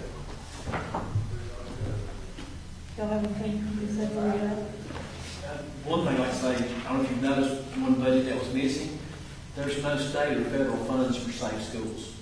I know that's a buzzword today, keeping our kids safe, and of course, we do a lot of things to go to great lengths to keep our kids safe, but anything we do comes out local, is that not correct? So, Say that again? Safe schools. That comes from the fines and forfeitures that we receive from the clerk. And that, which could be used for something else, but since we don't have a budget, we have to do that to keep kids safe. So I think that's something we can consider as well. We can't do everything enough to keep the kids safe, especially these days, especially on the winter campus. That's almost impossible, all right. It is impossible. We're setting those, and there's no way out of it unless we get a new school. So the kids are little kids moving outside to go from one class to the other. That's not good. Instead of all being in one building behind locked doors. So Your doors are locked, aren't they? Oh, yes. Anytime I go down there. and you have any buzzing, right through one door in each building. We've got cameras, we've got tents, we've got buzzer systems, alarm systems, active defender apps. Locks on the doors. We've got barricades, shades, and again, all that is not funded by state or federal. We can take on portion, which is basically, again, local, but like I said, do what you got to do to keep kids safe. I can't speak for the whole school board, but I am the chairman of the board, and I invested 39 years in teaching kids. Some of your children, I taught your wife, Jacob, and our main goal is the kids. If we don't support the kids, then who does? That's the only reason that I'm on the school board is for the students. That's all I have to say. But I appreciate y'all listening to Lester. He does a tremendous job. Him and Nikki and Susie, they do. I don't know how they do it. I'm just glad we have them. And Angie has kept our schools open mostly through the pandemic. And that's tremendous. I can't say enough about that. Plus, our scores have been pretty good considering the pandemic and them missing a whole lot of school. I don't know how many of you got to go to the awards last night, but our seniors have received somewhere close to $1.9 million in scholarships. That's the most ever. So that says that awesome. we're putting forth some good candidates. So. One thing I noticed on the back of the program, since I helped coach softball, we had 8 seniors. All 8 of them were honor graduates. That's pretty impressive. It is. Thank you for your time. Thank you all. Congratulations to your academics. A great Memorial Day weekend. Thank you. Thanks to your service. Comes in with us later. Thank you. Thanks. I understand.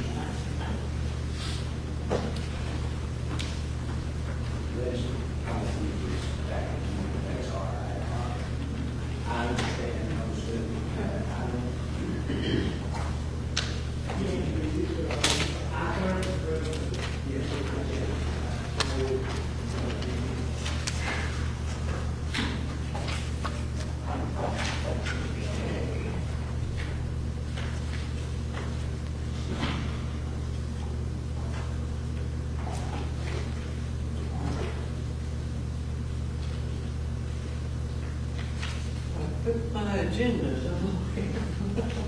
I know exactly where.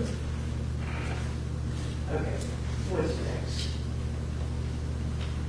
What would be next would be to go over budget stuff, or if the board wants to consider taking a lunch break or pressing on. It's 12:15 right now, what's the, want to continue on a little while, or break for lunch? You're the boss.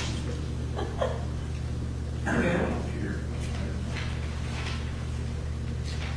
We could take a 10-minute break and maybe go 45 more minutes. It's like About 45 45 more minutes. an hour. Okay, 10-minute break, and then we'll, I want us to go ahead and sign these. If you could, that way I could put that into the system this afternoon. Do I hear a motion to approve 21, DSS foster care, $35,000, adult protective care, $3,818. Thank you. Is there a second? Second. Thank you. All in favor? Good. All right. All right, and then, as you can see from the reports that I provided to you, this morning, I did quite a bit of work at the direction of the board to look at, wages for our population of employees who make $14 and less. I returned the budget to a baseline for wages except for making that adjustment. The adjustment itself, we had 49 active employees who are at $14 and less in pay rate, including FICA and benefits. The adjustment to the budget would be an additional $275,000.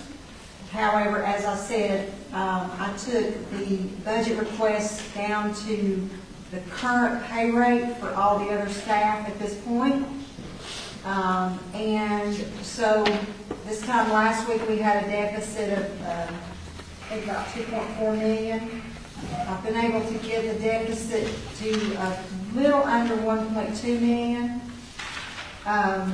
And I've broken it down where it's come from, which is going to lead to another discussion. As the school has requested the $500,000 addition, that's part of the change in our overall budget. Our health insurance came in at 17.7% increase, and County Manager and Clerk Chris will discuss that here in just a moment.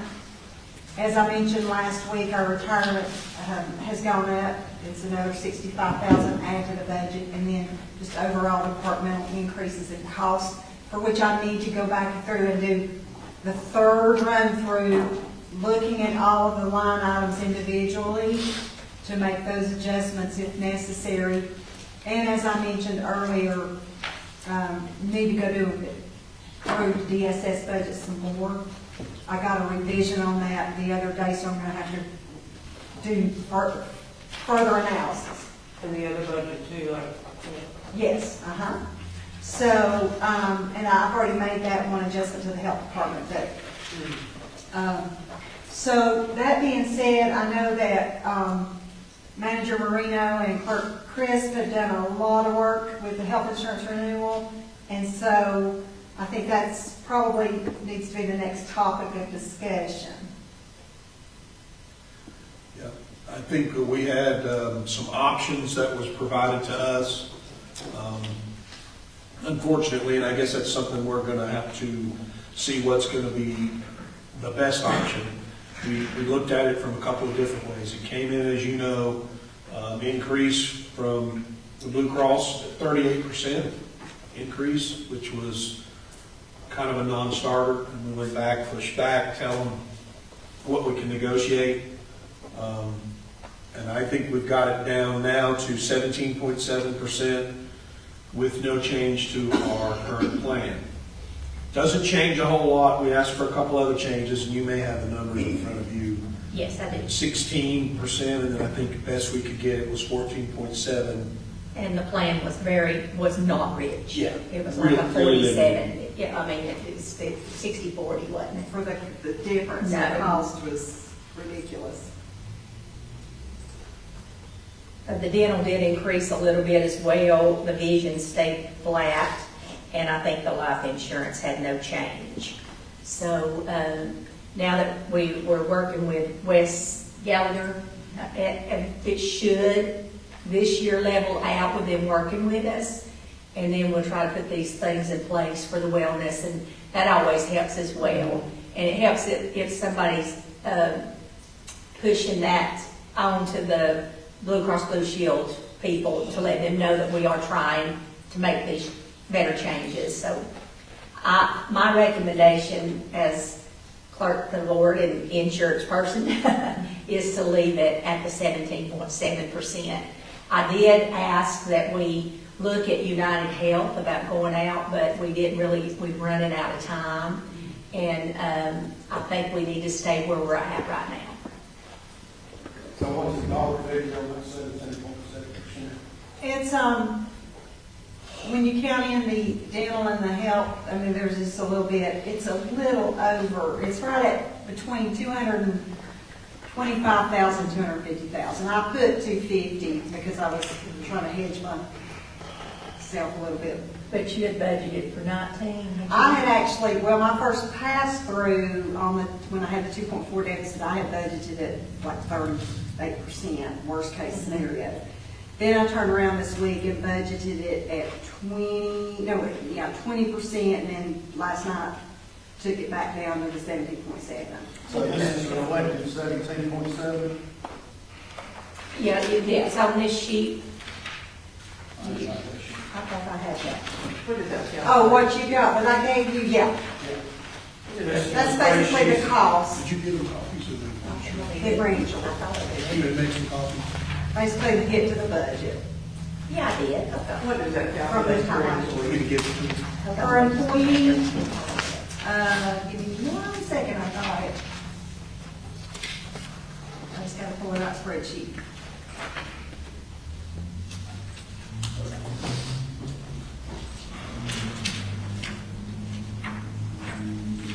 Yes, that's what I was going to do today. Before we come in here. I just gotta find the right spreadsheet.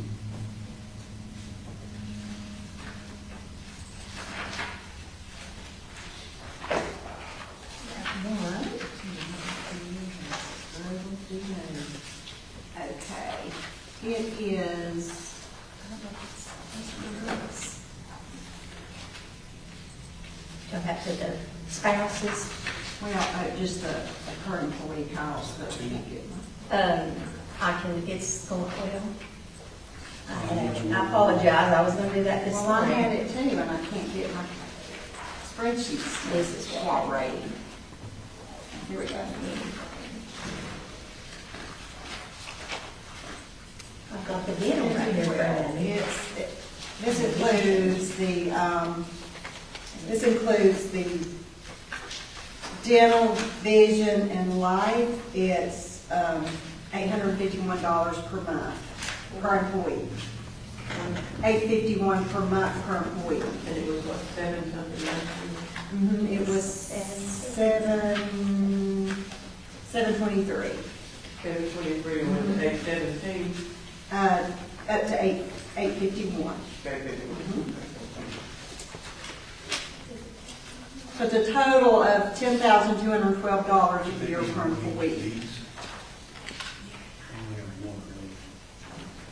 Don't worry about me. I got it in my head. At present, I could not get that amount down for family or with children or family, and I mean, that is, but we are going to look into something and make a request because we cannot offer affordable insurance. that may be a possibility for each employee to go out on the marketplace and be able to for their families, and it would not penalize the county. You know, before the federal government says, if you don't cover them, and it was considered affordable, well, it's not considered affordable anymore. So we're trying to, and we haven't gotten there yet, but that's what we plan to do. How does that look? I know a particular person that has it, that's a spouse. They went out, and I think the total premium was $1,000, and their cost is $155 a month. So, what? If you're on the exchange. County employee be going out? No, the county employees cover. It's just their family, their children. So we're gonna ask Gallagher if they've got the resources, or if nothing else, a calculator that we can plug these people into, or assist these people, because, you know, they have to look at their household income. Right. And if we can assist those people with that calculation, then we got it documented in our files for ACA that we have done the due diligence and seen that it's not affordable. Right. The people that are like directors, they probably would not qualify. It depends on your salary. But you take a person that is that makes a lower wage, they would more than likely, their kids would qualify. You know, and it's worth taking a look at, because this is not affordable. It never has been. No. We've never had a plan that was affordable for the No. children. And a lot of it's just because we're small. That's bad, yeah. Yeah.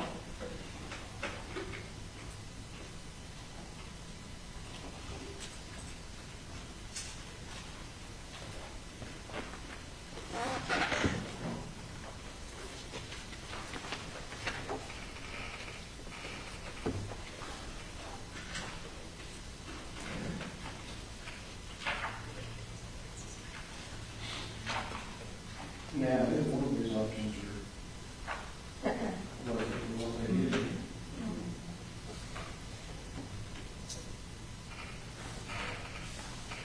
I'm good to say.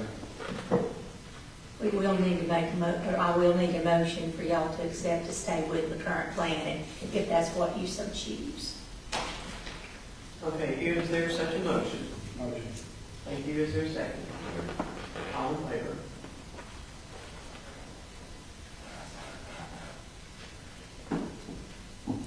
Thank you. Okay. All right, and one of the spreadsheets I provided for this week, hopefully this time next week I'm gonna have your full notebook, but I just had so many unknowns. I didn't wanna waste your time and waste the paper. But I did provide just a synopsis per department as to what our original budget has been. We've made, as you know, several amendments, and a lot of that has been like shared revenue and so forth. And so I went back to the baseline original budget, because we don't know what those shared revenues are going to be. What the departments requested, and that has changed over time just because, as I said, a couple of the departments have come back to change their request, and then where I've got it at this point. And as I said, I've made the change to take any type of pay increase at this point in the request back to baseline budget as of today. What the pay rates are today. I did make that adjustment for the $14, just so you could see where we were with that. And last night I changed for the health insurance to make that equal to keeping the plan the same. The final column, the variance column, is if that request has gone over or under the previous year, and if the numbers are in red, that means that the budget at this point is showing an increase. Some of these budgets, again, are going to reflect that change in to take those folks to $14. And some of them are just increases to the budget. So the work that I need to do this week, going forward, is to look at those those increases, just to parse through the line items to make sure that I haven't missed anything, to try to trim this deficit down some more. But part of it's going to be the nature of inflation. If you look at the sanitation budget, that budget is going to get hit quite a bit because the cost of fuel has gone up dramatically, as well as the cost of our dumping. Our solid waste is going to go up dramatically this year. The EMS budget shows a pretty large increase. However, our director is looking forward, knowing that it's taking up to a year to get ambulances, sometimes 18 months. He's asked for us to budget for 2 ambulances in one budget year because he knows that that it's going to take that long to get the ambulances. And then that is also a function of the change in the shift for the paramedics. However, because we're going to be having to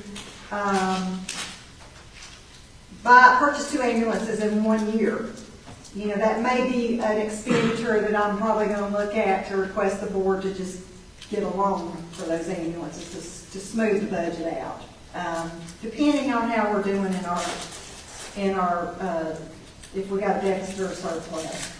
And then, of course, as you know, your public safety, sheriff's department, and communications, they've asked for some increases. Jail has asked for increases.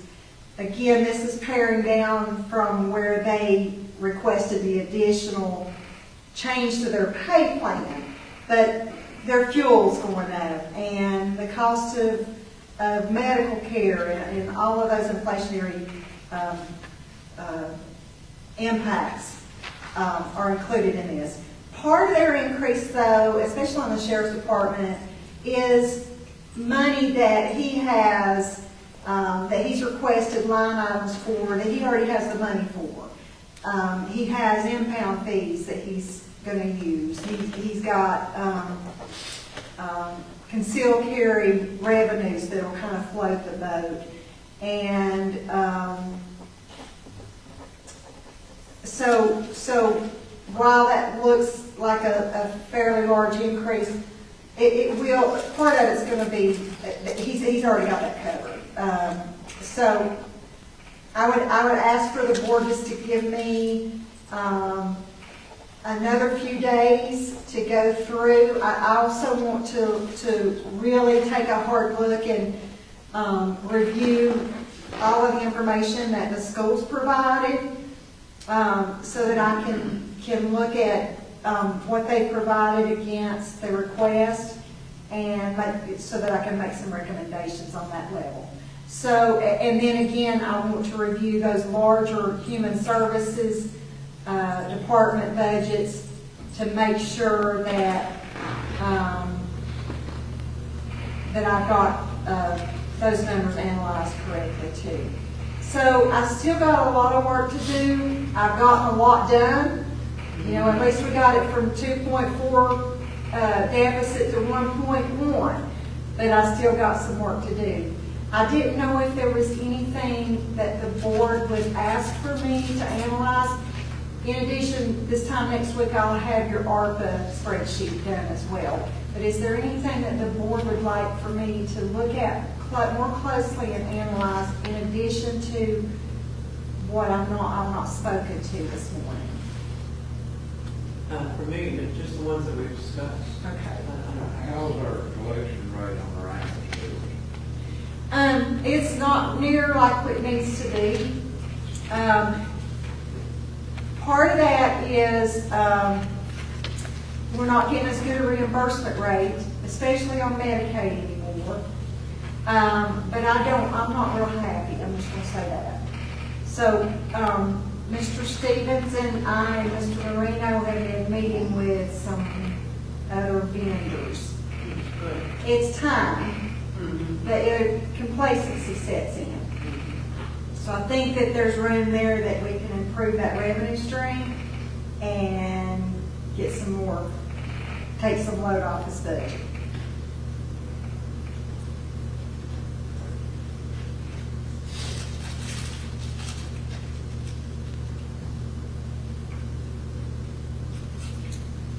That's kind of like your car and house insurance. Yes. You need to Shop it. every 4 Yes. years. Every so often. How many years have we been with this vendor? About 4, I think. So it's more than, we changed over, I think, I've been county manager about a year, I think, we changed over. So about 4 years. So it's time.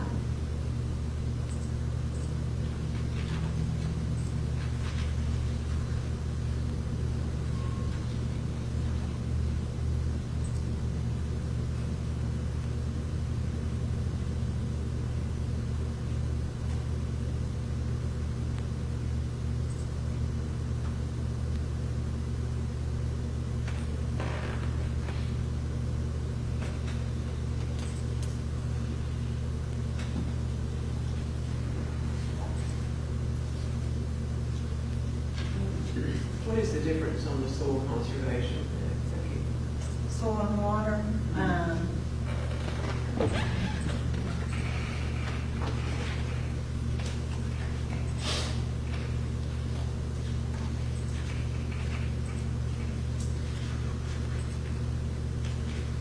I included, they got some additional state restricted funds that I included in their line items, but I also picked up the revenue, the additional revenue that's carried forward. Plus, they were able to sell some equipment and so forth that they got on that TVA grant about 10 years ago. And so I included that in there in case they want to make those expenditures back out. But I picked up the revenue. Thank you.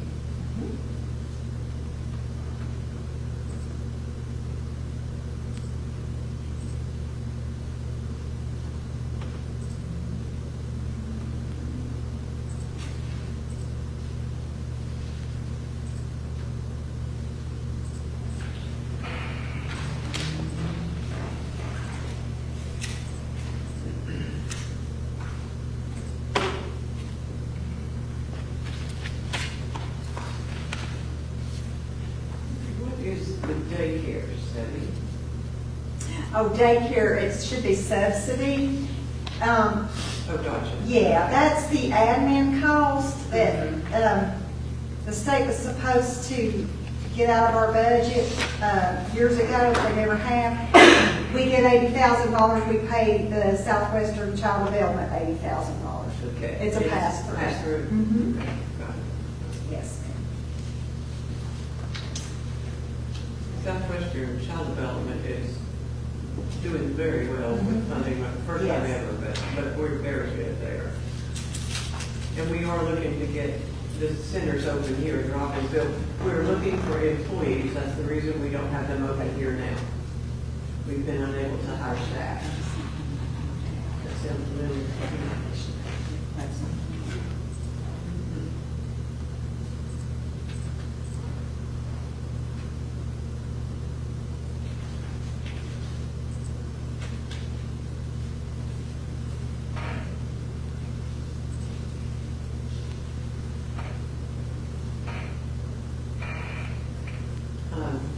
Manager Marina, do we have a target date for the full repair at this point? We don't have, excuse me, we don't have a hard date. Okay. We're still pushing the gentleman that's provided us the initial quote. We got to get the solid quote from him. But our intentions was in talking to him that he would be freed up when we close the pool in the fall to winter months. So the intent is to do it after this season, before the season opens next year, to have the repairs done. And do we have assurance that the quote we had stays, or? That's what we're working to get the solid one. You're on that. Yeah, we're looking at that. We did, and I'll probably provide it during the next commissioners meeting, but we did get some money from the board. Grant money.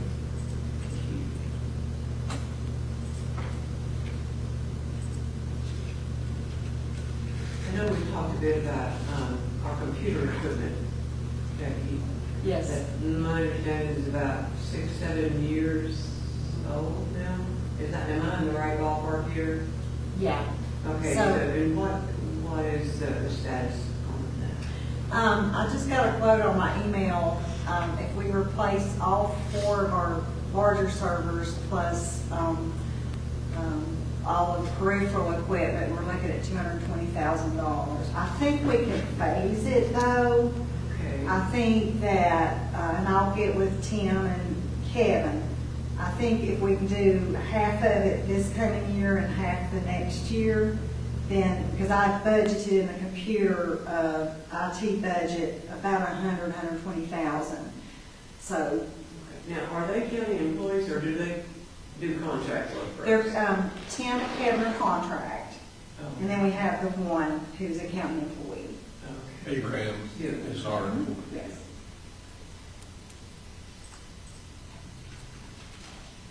And you're looking at other vendors for EMS billing at Yes, this time? we've already met with at least one. yeah.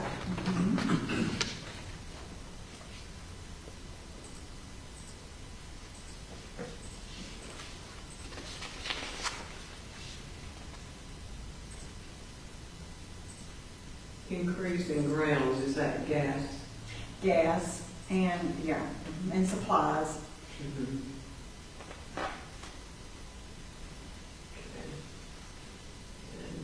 And understand it? Cemetery, how about that? What is the large number in special appropriations? Is that? That's got the school's request. That's related. Yeah. And I didn't total everything down yet, but I was just looking mainly across the page, that $500,000 the school's request, and then we added, the board talked last week about putting $50,000 in contingency for the fire department's Yes. equipment needs. So basically, then the board also talked about funding Stickleville Valley Center, that additional 10.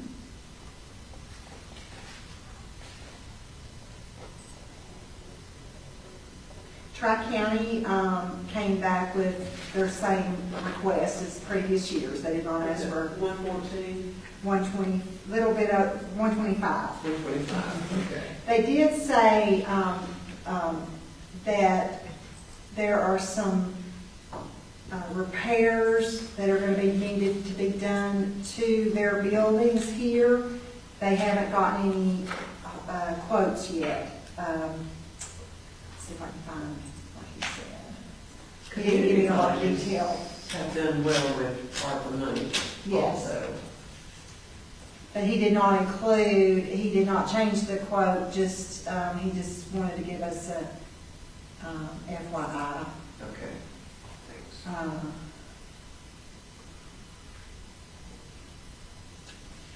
He said, the facilities manager informed him that we're gonna need to be thinking about a particular capital item in the next year or so. State insurance, excuse me, rep came for the annual evaluation and said that some of the roofing over there will need to be replaced in the short term. We've got another year or so before we have to put that on the radar. So, for this year, they maintained it at level.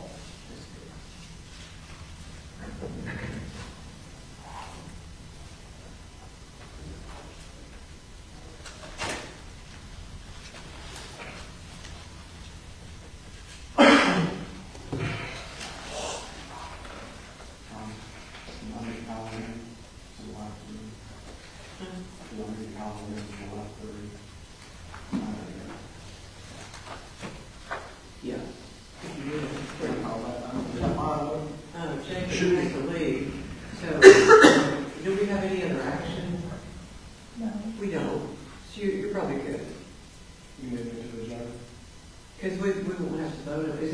okay for us to continue with that. Yeah, I think Ms. Garland's got some things she still needs to put together.